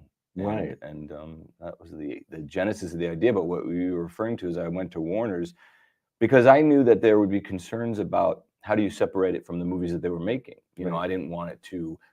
I knew they were going to go, we're going to confuse the audience if you have, you know, this Joker out there in these movies, and then you're doing this whole other thing. So my pitch to them was actually to start a label, kind of, which was a little aggressive. I'll in hindsight. Without the first movie. Well, and I said, this will be the first movie, and then we'll get this director to do that, and this director to do this, and we'll call it DC Black, and Joker will be the first film. And in a weird way, it gives you two bites of the apple of these things, you know, of these characters. You can do these kind of down and dirty character studies over here and still do the DC universe over there. Yeah. To which they said, okay, calm down. You're not starting a label here at Warner's, but, you know, this is interesting, and let's go write this and tell us what you're thinking. That's actually a smart strategy, because you start big and then they say, no, That's but you can go make your movie. I see the thinking there. Yeah. And making this, obviously, there have been many actors that have played Joker. Joaquin Phoenix, I don't know if he was the first one in your mind, but I mean, looking at the performance, you can't imagine anybody else doing this role. It's like a lot of people.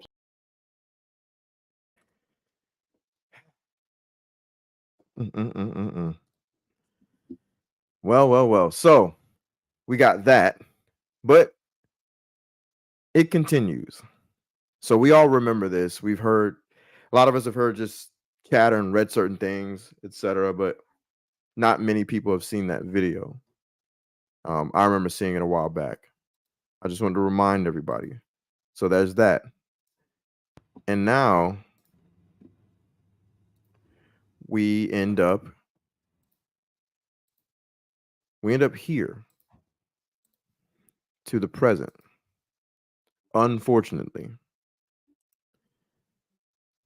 Let's see.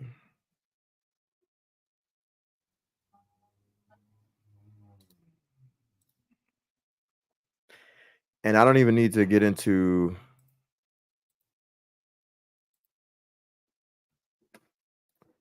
the article. You just read the headline. Todd Phillips is moving on after Joker Folie.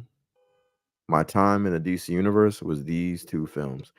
I just want to say this real quick before I continue on. I saw nerds coming at him because he said DC universe. Like, this is how bad the commentary and dialogue between, you know, the viewer, the audience has gotten about comic book movies. They're getting on the man because he said DC. He just was saying, like, do I even need to explain this? Like, why are we hung like, ugh, fucking comic book nerds? Anyway, so so now he's moved on. So let's get into a little bit why he may have moved on. So I have a couple of things here. First, we have this question or the statement by one James Gunn, the head of one of the co-heads of DC Studios. He was responding to someone. He says, BS. All new DC films are under DC Studios. Someone says, including Joker 2. No, that was in production when we arrived. Okay. Fair enough. Then we have this. Todd had Joker in full swing by the time we came on board. I've watched and given notes, but it is mostly with Warner Brothers where it started. Everything forward in live action we're involved with. He gave notes. Okay. Bro, why is there no DC Studios logo on Joker Folie? Because it's not a DC Studios film. It's not. Production companies, DC Studios, distributed by Warner Brothers. Interesting. So I said all that to say, let me get back to here. Why the F are you giving notes on a film that is or isn't in DC Studios that has nothing to do with your DC universe that you're planning? And given the history of Mr. Coheed, people were debating the other day whether or not that beginning was really him. I'll say this. If it's Todd Phillips, it's still bad. And it still doesn't make sense. And it's stupid. If it's James Gunn, it's effing egregious. So the conversation is, was Todd Phillips held at quote unquote James Gunn point? Because I'm under the impression he was. Because he admitted he gave some damn notes. Facts. He gave them. So now as an audience member, I get to discuss which parts I think were notes. Everything after that dumbass cartoon was obviously from Todd Phillips. Even the ending that people are trying to say may have been the notes. And guess what? If that was a note too, why are you giving them? It's not your movie. What do you think, Sky? What's your impressions of all this? Also, chat, let me know what y'all think. Yo, that animated intro was egregious. And, you know, there's no other way around it. It had no bearing on the rest of the story at all. There was never any callbacks to it or just, you know, and it wasn't entertaining like that. Like, it wasn't funny. It wasn't, you know, like I was actually enjoying it. I was just sitting here like, wow, this is odd. And with you saying like, yo, even if it was Todd Phillips, you know, it's still bad, you know, but the reason why I don't think that it was is because I think that if Todd would have done that, it would have been some kind of callback to it, or you might have, like, it's so different from everything else in both films, right? So I think that he may even have been under some notes to make sure that this thing has like a definitive end and that we not gonna potentially get any more movies. Because who knows? Todd Phillips might have still been interested in doing some other spinoffs of some other characters, right? Because there are other DC characters that kind of pop up in this film, right? And are we going spoilers or not? You know what I'm saying? Because I don't know. All right, let me check with the chat again. Because there's one character that I think that they could have been trying to work with 100%. Let me make this perfectly clear. Matter of fact, I'm gonna make a banner real quick. Hey, while I do that, can you tap in and chime in with the chat for a second, if you don't mind? Yeah, right. Frank C said, Gunn only wants the credit when it's something positive, right? And that's one of the things that I've asked, right? We've heard about a bunch of these notes that he's put in these films, from The Flash to Aquaman to now Joker, you know? Mm-hmm. What has this guy added to these films that have made the movies better? Right. The answer's been nothing. Nothing. Everything he's put into these movies have made them objectively worse. That damn tooth bit in The Flash, right? The whole George Clooney ending, which nobody asked for, right? Changing that from the back. Aquaman face first in the come on, man. Like, what are we doing? Goofiness, yo. Just goofy shit. Yeah, and then now you're adding notes to a movie that made $1 billion, bro. But it would make sense because look, I think I almost said something else, envy, but look, I think it's oh.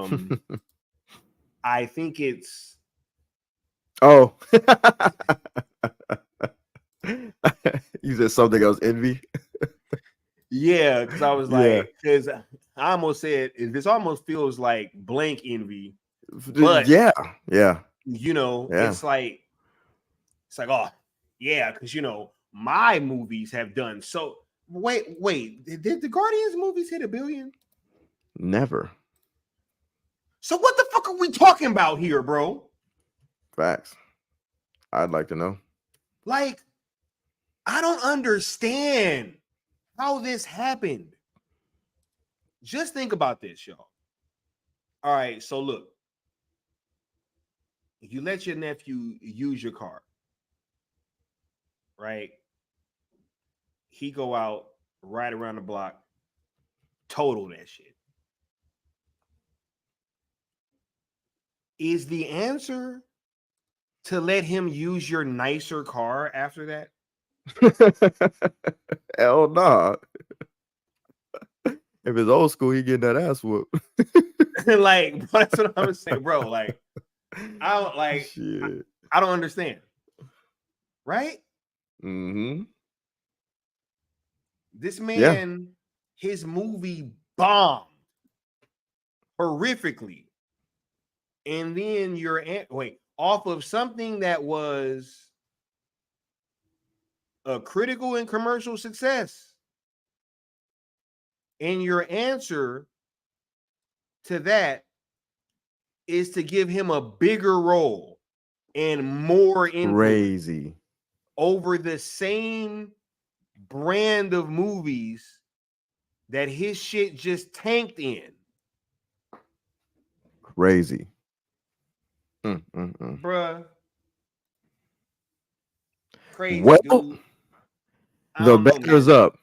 From here on out, the gloves are off. You have your spoiler warning. Spoilers. The new review, Joker, Folie à Deux. Once again, spoilers for Joker, Folie à Deux.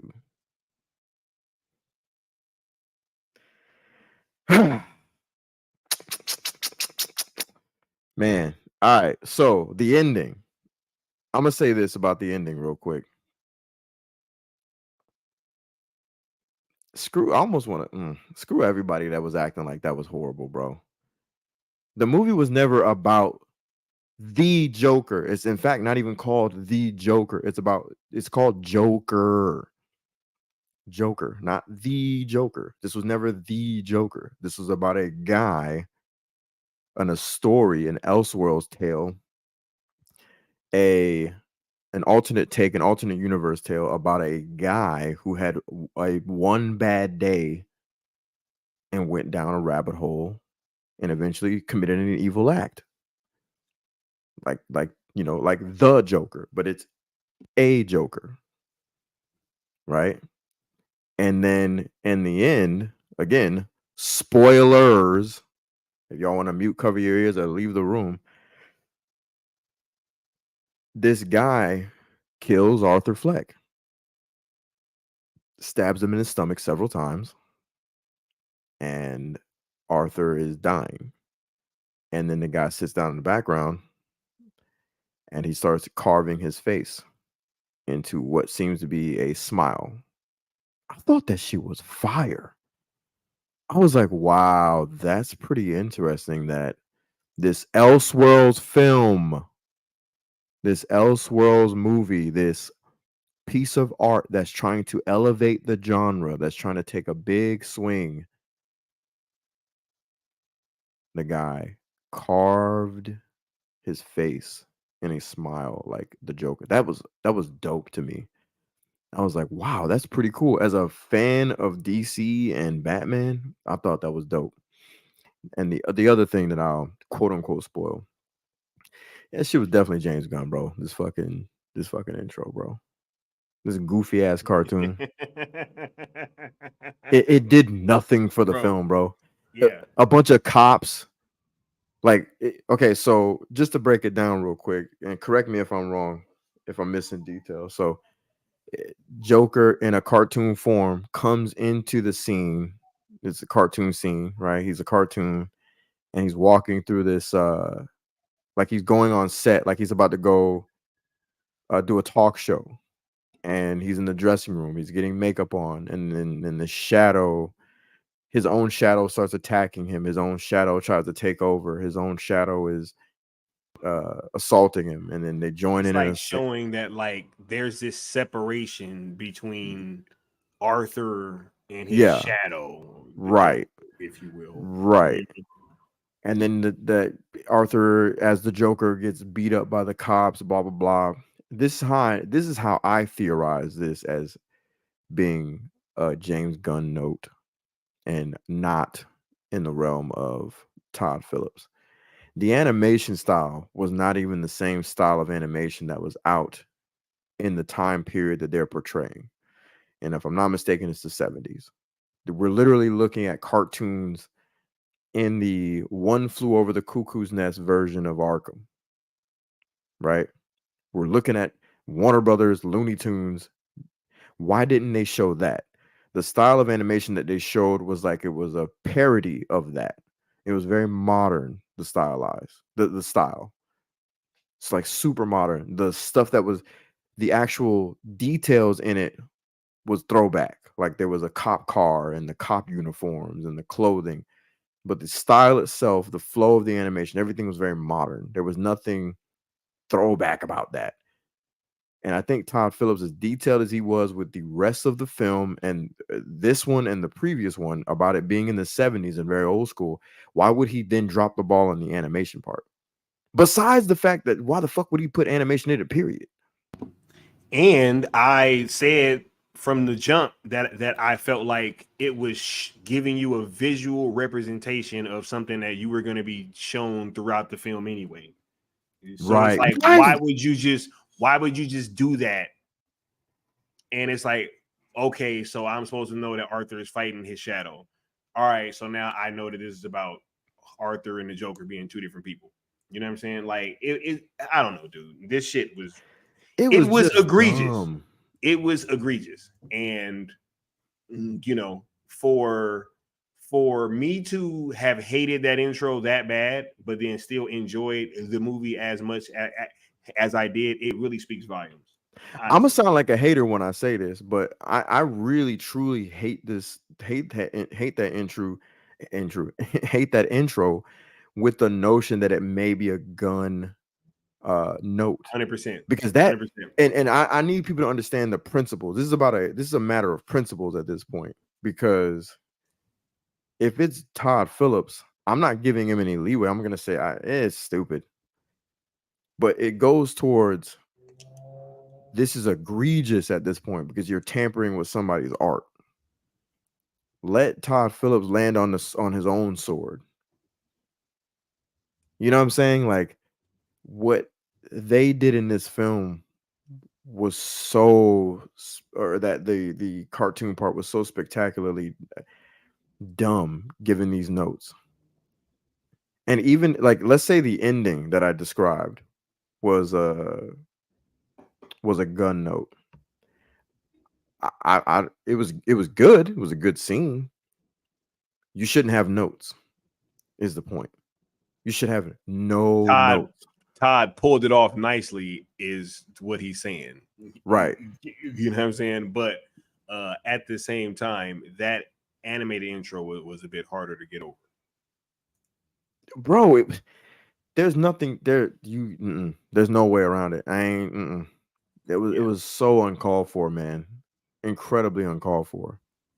And we'll get back to Elseworlds and Gunn in a second. I just want to say this too, man. This whole idea that these nerds are trying to act like this isn't my Joker, and he stopped being the Joker. He never was Joker, bro. I'm gonna touch on that too, bro. Like, he never was Joker. And I thought it was actually cool the part where he got up in the courtroom and said, I can't do this anymore. I was like, damn, that was powerful, man. This dude is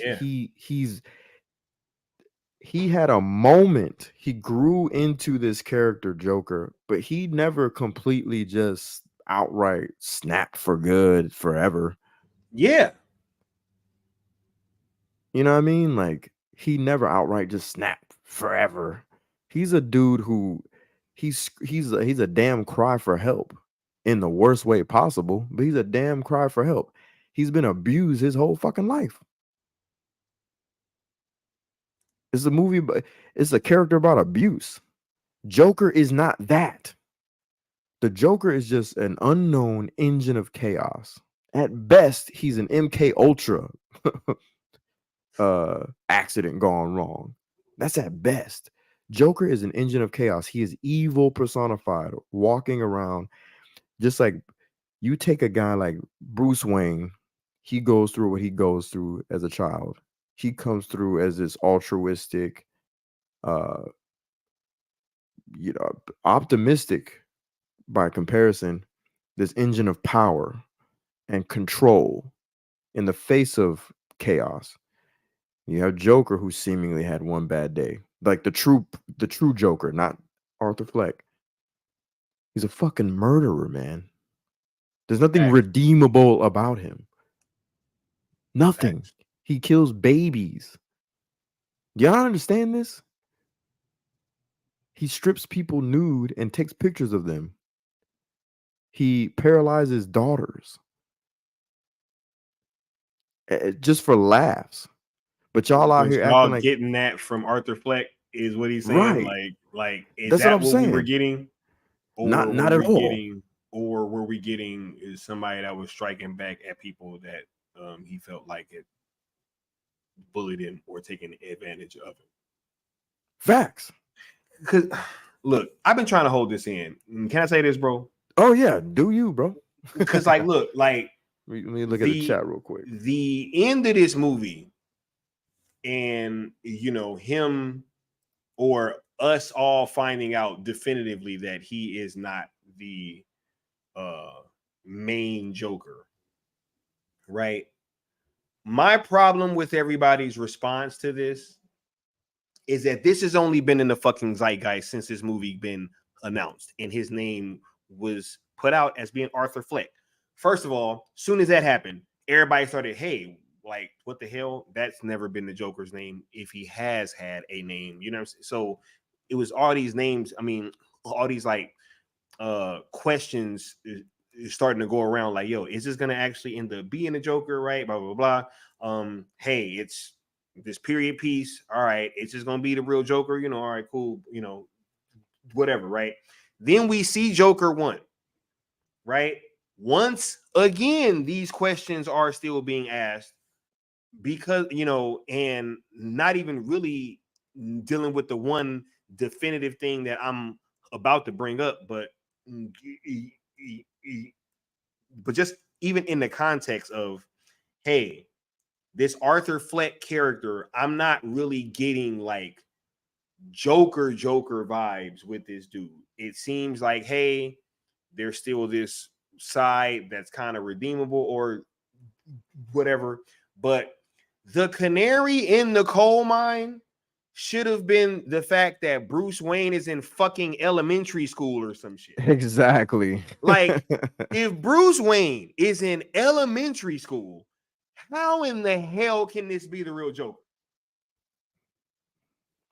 Right. I mean, honestly, like, he's a middle-aged man. Is this really the same guy? Because look, even if it is Elseworlds, you would assume that he would have a Batman at some point. Right. Right? You would assume that Batman would come into play at some point. There's a Thomas Wayne in this film, right? He's still alive, but he dies, right? So hey, this Bruce Wayne is probably still going to become Batman, right?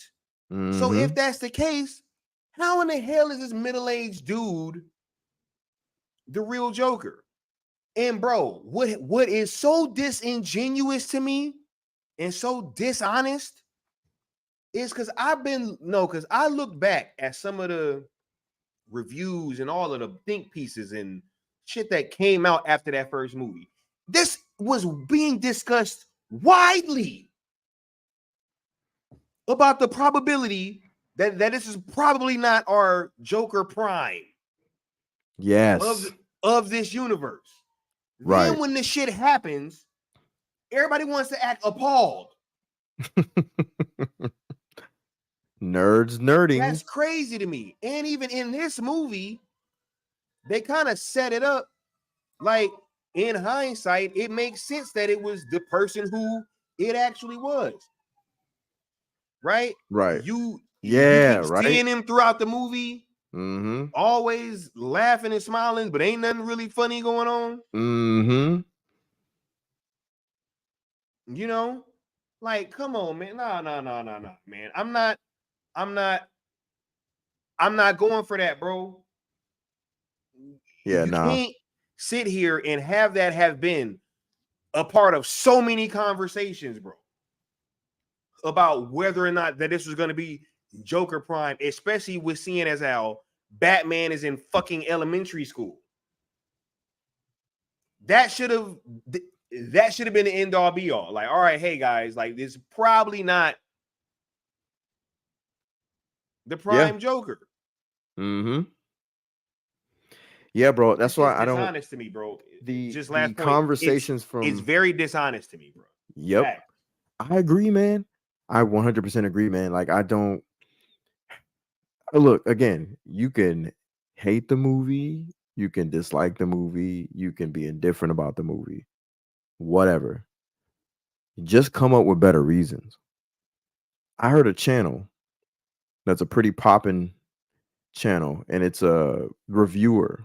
I'm not gonna name names at all, but this dude sat up here and said it didn't add to the legacy and you know, you go back to the I almost pulled up a clip, bro, but I ain't gonna do it. You go back to the 1960s, and in the 1960s, even Cesar Romero's Joker added to, and Commissioner Gordon, his character was added, and I was like, yo, I am so done.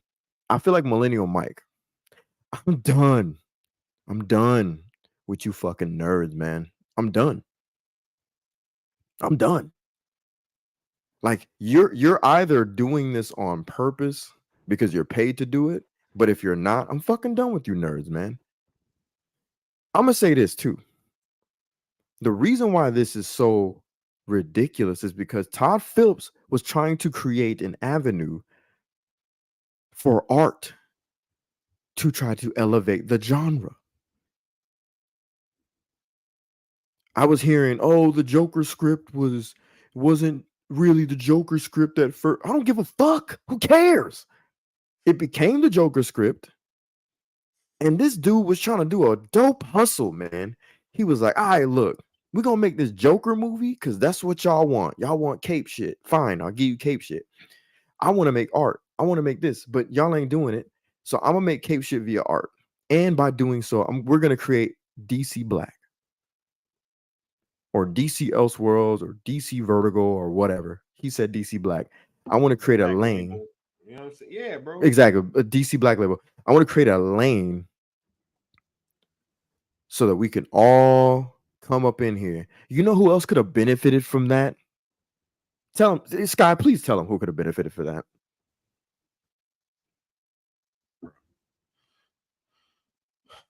One Zachary Edward Snyder. 100%.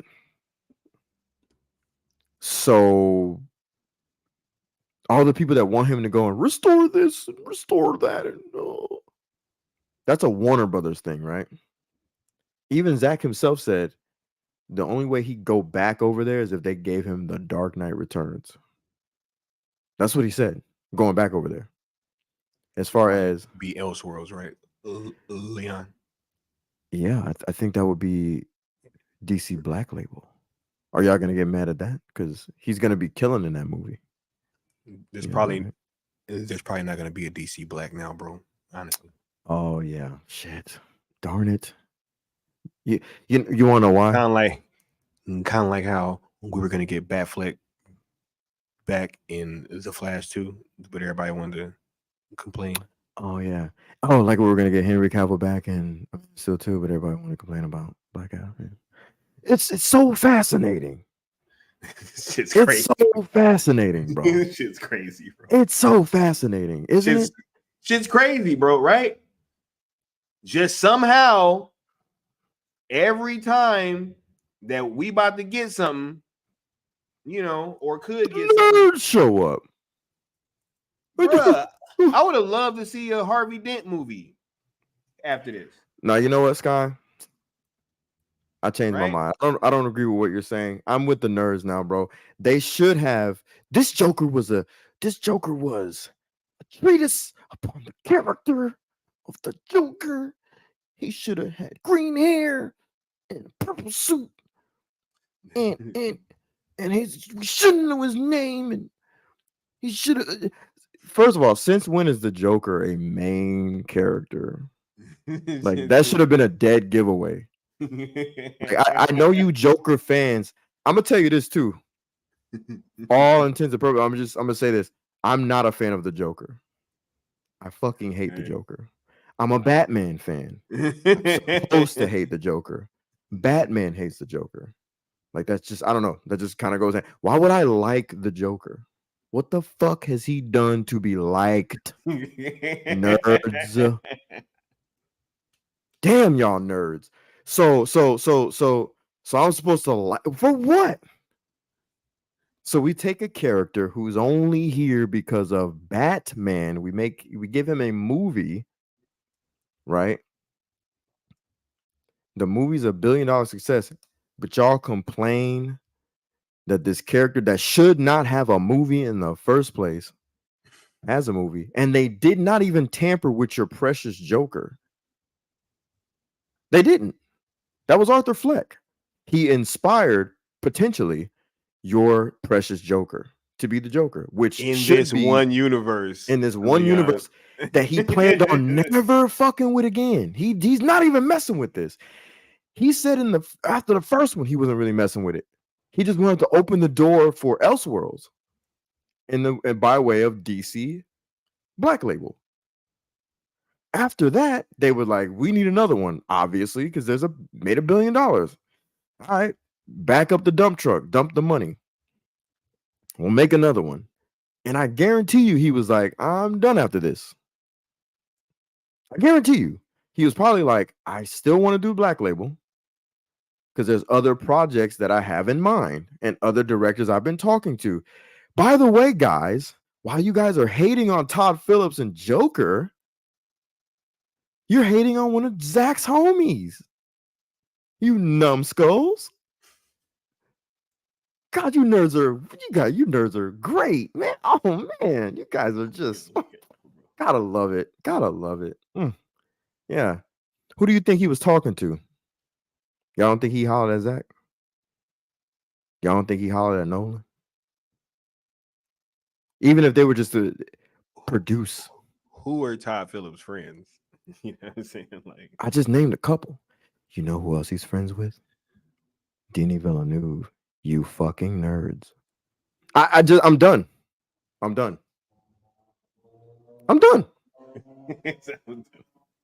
bro. I can't. It's enough to deal with these goofy co-heads. But we gotta deal with y'all too. Like that's so I'm good, man. Like it's sell or nothing. I'm good. and with that, like I don't really know, man. Like I'm just gonna do what I do. I'm gonna stay. We're gonna keep doing this syndicate thing, and we just gonna keep cooking. I don't care who gets in the crossfires anymore. I don't care. I'm done trying to appease all these different sides. Like I'm done. I don't give a fuck about the DC fans that are trying to do all this restoration and releasing and I don't care. I'm good. We're gonna rock out because it's too many things to juggle, too many mouths to feed, too many opinions to give a shit about. Because y'all don't care. This man presented art, and look what y'all did to it. Look what y'all did. Y'all gave a shit about details that didn't matter. I saw people getting upset of this movie's existence because of the Harley and Joker relationship from the Ayer cut that we haven't even fucking seen. Bro, take this mic, bro, because I don't. Bro, I don't know what I'm telling you, man. I've been look. The discourse surrounding this movie has been so fucking crazy to me, bro. Like just seeing so many platforms, because that's usually how I kind of gauge these things. Is I'll be scanning and I'm just seeing all of these thumbnails and all of these titles, and I'm like, bro, what the is going on? Right? And I think that what it does is it creates a thing where it stifles creativity whenever people are trying to do anything new in these genres. I think it also really makes it to where we have less of an opportunity to get some of these things in theaters, man. Like, and to really be able to enjoy these films in a theatrical experience, because that does seem to be the way that this thing is marching, right? It seems to be this march towards us killing things off theatrically and just trying to push everything into these like little streaming services and make this homogenized kind of content meal that everybody can just kind of, you know, churn out content at a rate and just have people being so willing to accept whatever is put on their screen. Because yeah, man, like look, and when you and I were on the phone, I think that you brought up a great comparison, and I shared those sentiments, right? What's that? When we were talking about the Batman and how yes, I did not say that was like I said it was boring. It was a boring movie, right? When I was asked why I felt that way, I could clearly explain why. But when it comes to Matt Reeves as a filmmaker, you already knew that there was going to be like a certain quality level when it comes to just the costume design and the cinematography, the overall production value, right? So it was going to be absolutely. You know, and I don't think it was like disrespectful to Batman fans.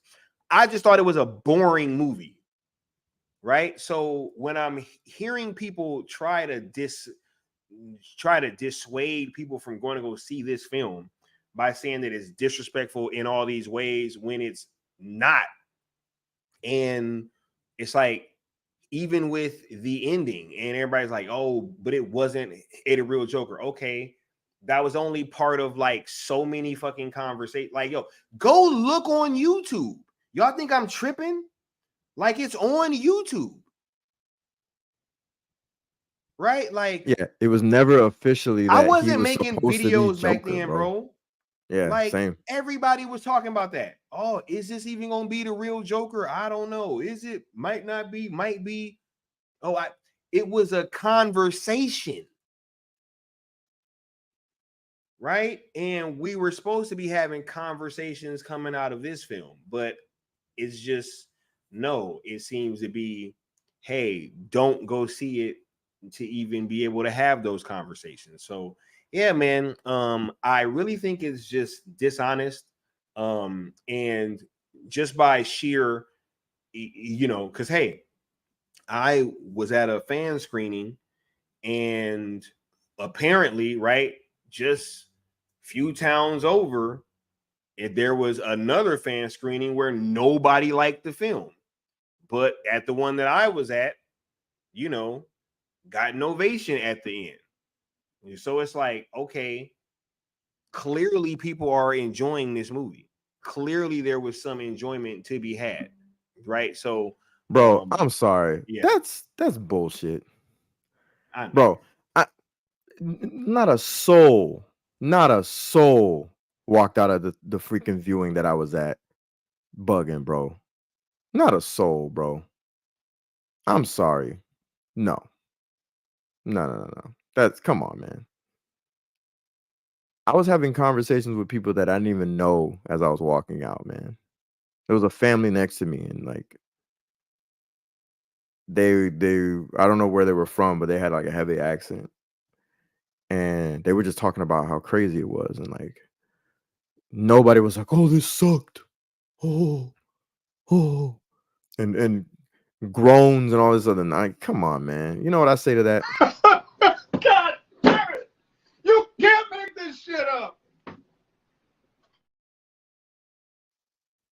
Yeah, it's Godfather himself, man. Facts. May he rest in peace. You know what y'all want? You guys are telling everybody this. Don't ask questions. Just consume product and then get excited for next product. That's what y'all want. Y'all want some homogenized BS. I know you think that going against this movie is the opposite of that. But no, that's not it. Because literally, you get rid of Joker, you get rid of Megalopolis, you get rid of things that are trying.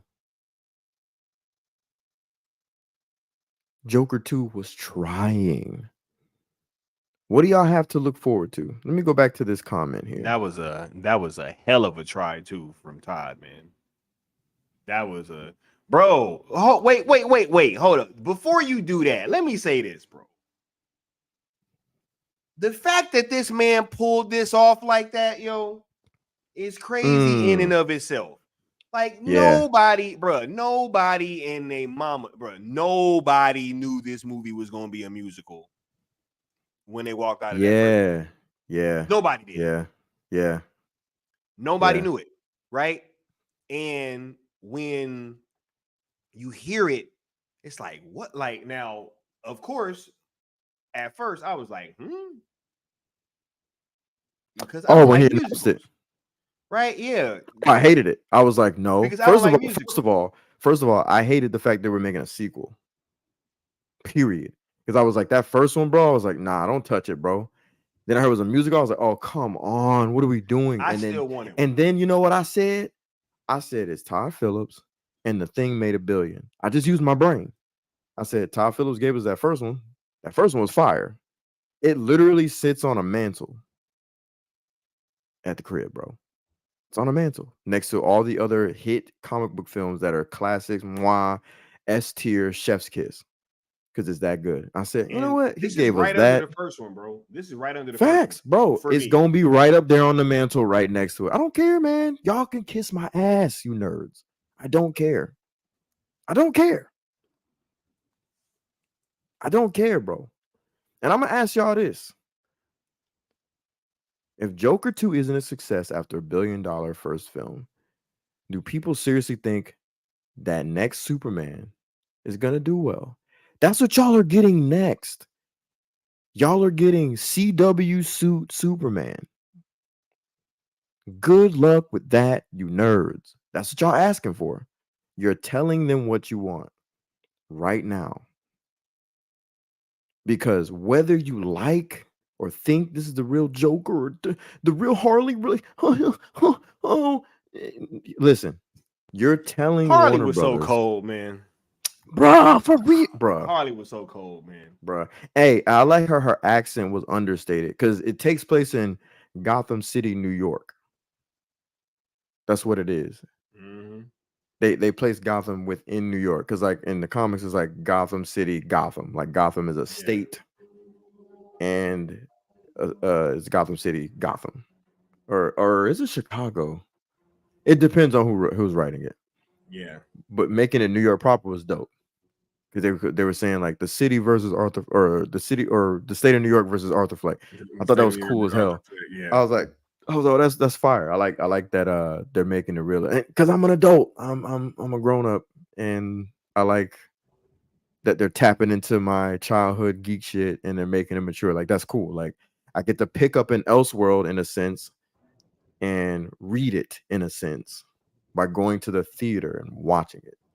Like I've always wanted to do that as a kid, is to see the action figures I used to bang together as a kid and the comic books I used to try to keep in mint condition on the big screen in some way, shape, or form. And this was one of those. Because if I read this in a comic, I would not be crying. I would be overjoyed that the plot twist was, oh, this was not the Joker. He actually inspired the Joker. Oh shit. So in this universe, he's the inspiration. That's crazy. That would be my, and all the homies, if I was still a teen, we'd be all geeking out, going, hey bro, did you read Joker from Todd Phillips and blah blah blah blah blah, the writer artist? That's crazy. Yo, this Elseworlds is the shit, bro. That's why I love Elseworlds, man. What y'all thought about that Kingdom Come? What y'all thought about that Gotham by Gaslight? What y'all thought about that Superman Red Sun? We never gonna get no Gotham by Gaslight, bro. Bruh. And that actually be super fucking dope. That actually be super dope. But we're never gonna get no. Of course because for us to get a Gotham by Gaslight, something like this would have had to be successful. Facts.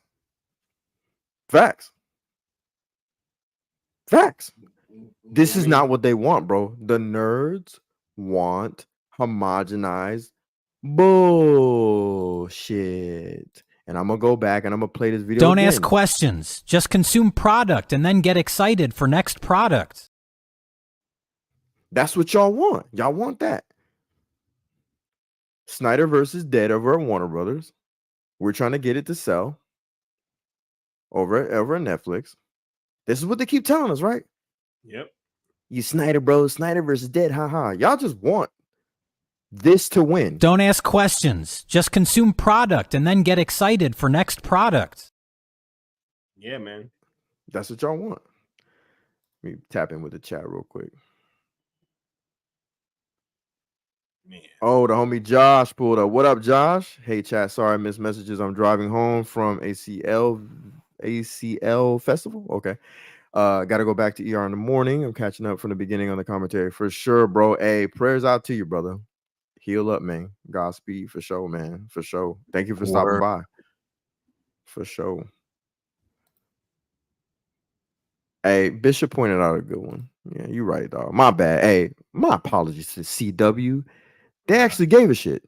Look, Sin Havoc got me dying. He was like, so Gotham City was in New York and they was still mad.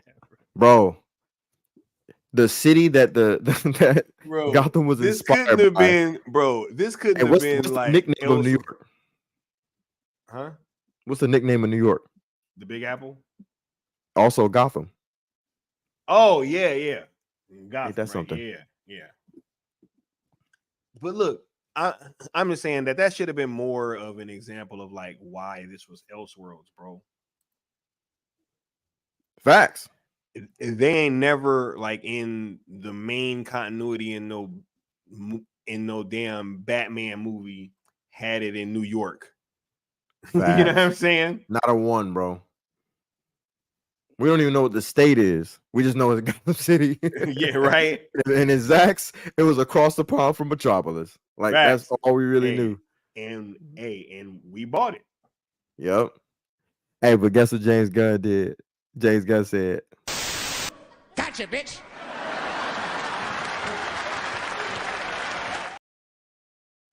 Right? Yeah.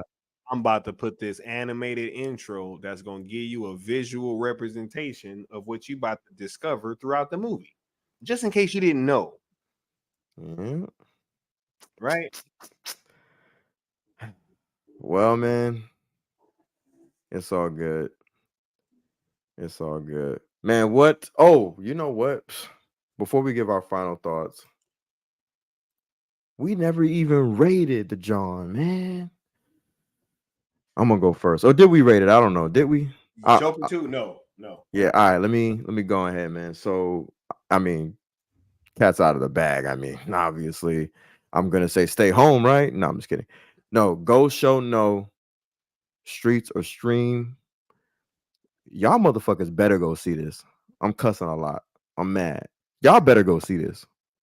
I don't give a damn what anybody says. Get off your couch, scrape up some change, and go see it. Go see it. Support it. Support art. Especially if you like the first one. Especially if you like the first one. And to me, this was not such a departure from the first one, in my opinion, that it needs any sort of real extra dissection of what. No, it's the musical aspect is just another aspect of him living in a fantasy world. The same thing that happened in the first film. So go see this film, because if you care about comic book films and you care about the genre being elevated, support. Show it with your dollar. Don't just show up to all these fan screenings for free and sneaking in the back. Go put your dollar towards it. You know what I'm saying? Like, everybody's telling everybody go see Transformers 1, which awesome. I saw it. It was great. Go see Joker 2. Like, do we just want cartoons? Do we just want to see the same style placed in comic book films across the board? Like, come on, man. Like, a Venom is out, and that's great, but they're still kind of doing that similar, hunky-dory, aw shucks BS that we're seeing in the MCU here and there. Like, we need gravitas and people that want to take this stuff seriously in order for the genre to be challenged. In a sea of mediocrity and homogenized nonsense, there has to be something that takes a chance. This movie does that. So I say go see it. Hit the streets. Go see it. What say you, Sky? Yeah, I definitely came down on the same side as well. I will be seeing this film again. Saw it on Monday, and if it hadn't been for me dealing with some health stuff, I would have already been back to go see both of these films again.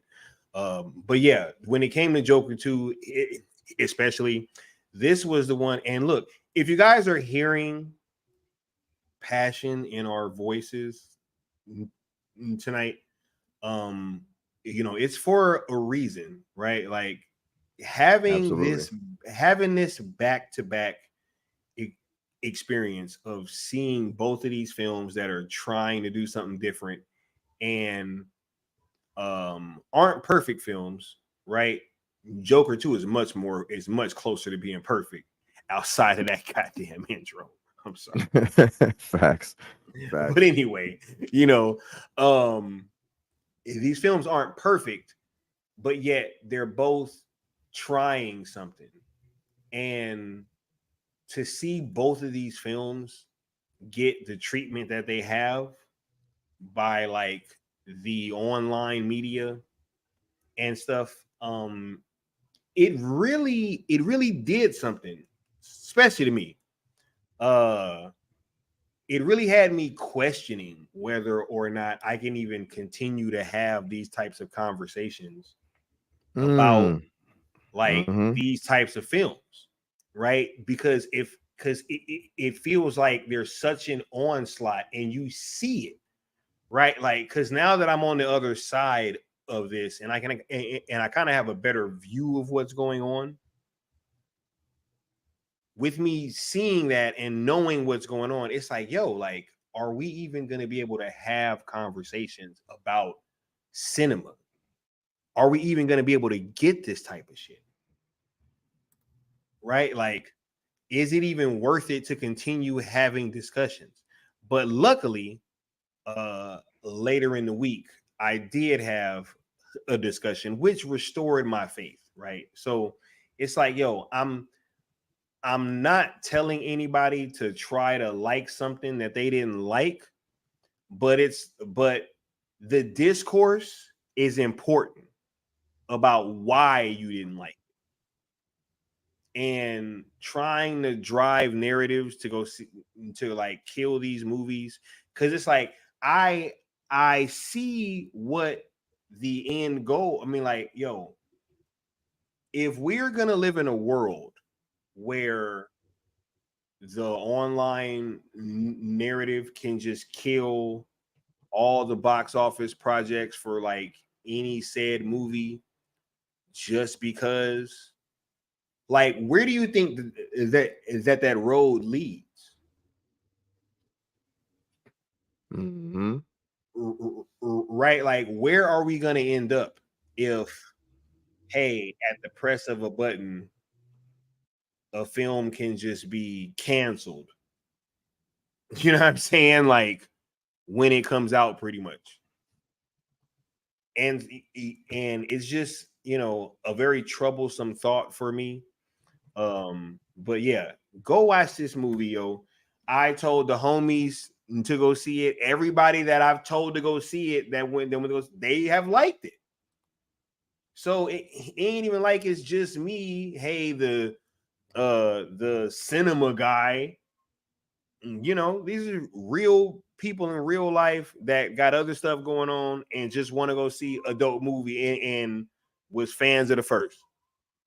So, you know, don't let these, you have to be able to have these types of conversations.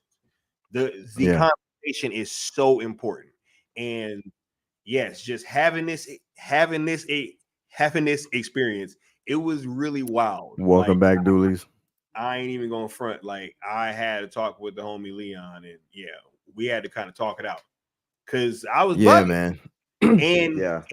and he hadn't seen the movies yet, right? So, and he understood where I was coming from, but then after he saw the movies, he felt where I was coming from. Yeah, it's funny too, because like he and I had different reactions towards Megalopolis because like he almost felt not the same as far as Joker 2, but it was like similar. And with Megalopolis, I was a little bit more understanding, just a little bit more understanding to some of the criticisms. But I found the movie to be so fascinating that I'm like, nah, y'all gotta go check that out. I'm sorry. I can't be like, oh no, miss it. But Joker? Nah. I was about to fight somebody, bro. Like, yeah. See, he watched Megalopolis right after Joker, which is kind of crazy. Cause like back to back. Cause like you were supposed to see Megalopolis first. That's like the palette breaker. You know what I'm saying? That's like yeah. You know what I'm saying? Joker 2 is the one that is like, yo, that's the man. I love that movie. You know what I'm saying? But holy crap. But yeah. I know this Andy. I don't even need to ask. Right. Andy. Damn, bro. He said, I got 13 pages of rhymes in this motherfucker. You know what I'm saying? Hey, shout out to Cannabis. Shout out to Cannabis. Yo, don't nobody know about that reference. That's a hilarious reference, bro. I almost want to play that right now. That's crazy. Hey, Andy, I already knew it was you, bro. I already knew. You didn't even have to confirm. You could have just stayed quiet. I already knew, bro. My dog said I got 13 pages. Yo, Andy, don't go nowhere, man, because we're going to holler at you afterwards, man. I'm going to send you a link because we're about to wrap up. But, yo, Sky, man, I appreciate you pulling up, man, because this conversation was very necessary. And although our platforms are not gigantic, there needs to be a pebble in this pond, you know, a pebble in this ocean to fight some of these waves.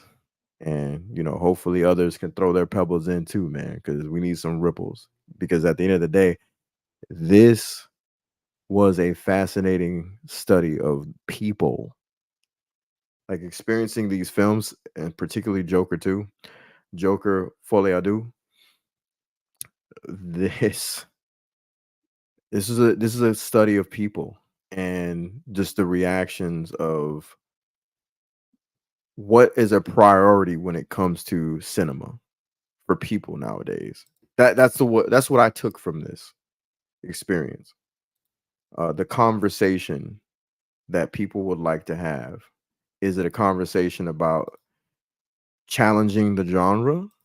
Is it a conversation about, or is it a conversation about holding our collections in our chests and rocking ourselves to sleep at night? Like, what are we doing?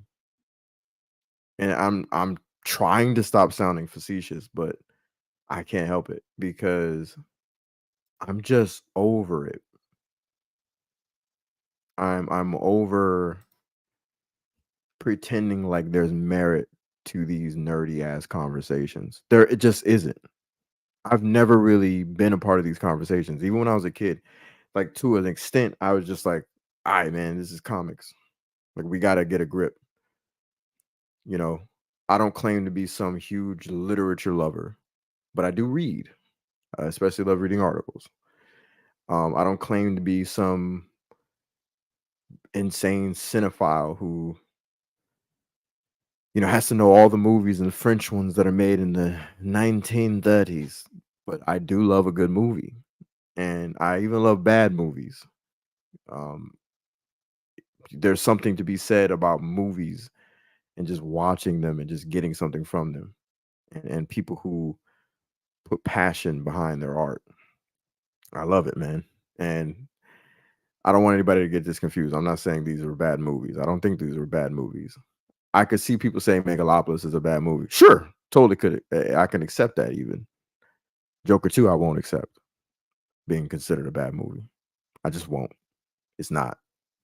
It's not even in the conversation of bad movies. I can show you a bad movie. I can show you, and they have an acronym. They reside in the MCU, but that's a conversation for another day. Bro, Harley Quinn was so cold, bro. Man, I'm not even a Gaga fan again. Shout out to Gaga. Bro, she was lying, Bro, that was crazy. But was she lying? Exactly. That's what I'm saying. Oh my God, bro. That's what I'm saying, bro. And think about that. Think about that, right? Think about that. What if that's real? And what if it's a girl? Anyway, but no, man. We need nerdy canon, and we can't accept art taking liberties with iconic characters. We just can't, because they're precious and I'm with Zach, man. They've made these characters their god, and you can't even see if your god holds up to snuff. You can't. Yeah, it has to be precious to you. Y'all don't even realize y'all worship at the altar of Zach, but y'all don't listen to what he says at all, man. And obviously, I'm not talking to those in the chat. You guys are Nu Geekz. You represent a new perspective on the modern day geek.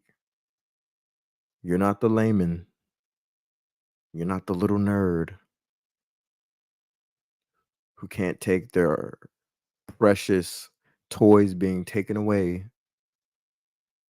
Nah, that's not you. You got a job. You're working on your life. You're growing. You're becoming better citizens of society. That's a new geek. And we indulge in entertainment and we geek out. We don't let this become our lives and our identities, because that's when you start to look at art in a way of worship.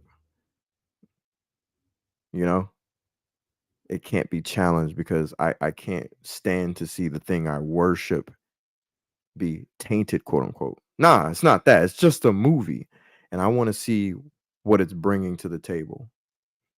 And I hope it challenges the genre.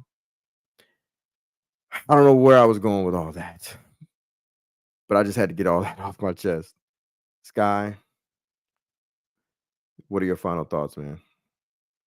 Man, I just want to thank you for hosting this conversation, bro, and for being willing to actually, and to go see these movies, bro. Because thank you, Bishop. That is the inspiration at the end of the day. You know, these films hit both of us in very similar ways about just the conversation surrounding them and that being important. You know, I can't stress that enough. Like that's really the case here. So I just want to thank you, man, for hosting this conversation, and for y'all for tuning in. Everybody that's going to take part in the replay as well. This was super dope, and yeah, I think that you can even cut some little parts out of here and drop that too. You know what I'm saying? Oh, sure. It's a must. It's a must. I might need Peter's help. Peter, help! Peter. Nah, I'm just kidding. Right. Or maybe I'm not kidding. I don't know. Editing is a pain in the ass. And but obviously I'm gonna do it. I'm just joking around, but I am gonna enjoy chopping this up though, 100%, because again, this conversation was necessary in my purview, I think, and I'm sure Sky would obviously agree. What say you, chat? What say you, replay crew, in the comments? What do you guys think? Were we off our rocker? Were we tripping? Were we bugging? Were we doing too much? Was it like, hey, man, it's just movies, and hey, man, we're just nerds. Let us nerd out and let us hate on a movie. We want Joker proper, and Megalopolis was a mess. You guys don't know what you're talking about. It. You know, what the hell is a Nu Geek? And why are you spelling new wrong? Whatever you think, hit the like, share, and subscribe so you can talk your shit or enjoy. Leave your comments. Show some love. Show some hate. I don't give a damn. This is not a channel that shies away from any of the smoke. Whatever you do in life, do it with passion. Do it with purpose. We're going to bid y'all adieu. We out. Shout out to... My bad, what? I was like, shout out to Bishop, almost at 100 subs, and that's what's up. Oh, hey, all right, that's what's up. Hey, shout out to Bishop, for sure. Hey, yo, real quick before I go, I'm glad you interrupted me, actually. Let me run through the chat one more time. Man, I done started something, man. I sound like a bully, man, but fuck them nerds. I'm with you, bro. Yeah, I appreciate y'all pulling up, man. Yeah, let me know what y'all think, Andy. If y'all trying to holler afterwards, let a brother know, man. DM me. Yeah, much love to you, Leon and Sky, in the chat. And by the way, I'm up to 97 subscribers now to come. Hey, y'all need to come get some of that church, man. Y'all go subscribe to Bishop, man. Y'all need the Lord in y'all life for real. I know I do. For sure. You know what I'm saying? And with that, we out.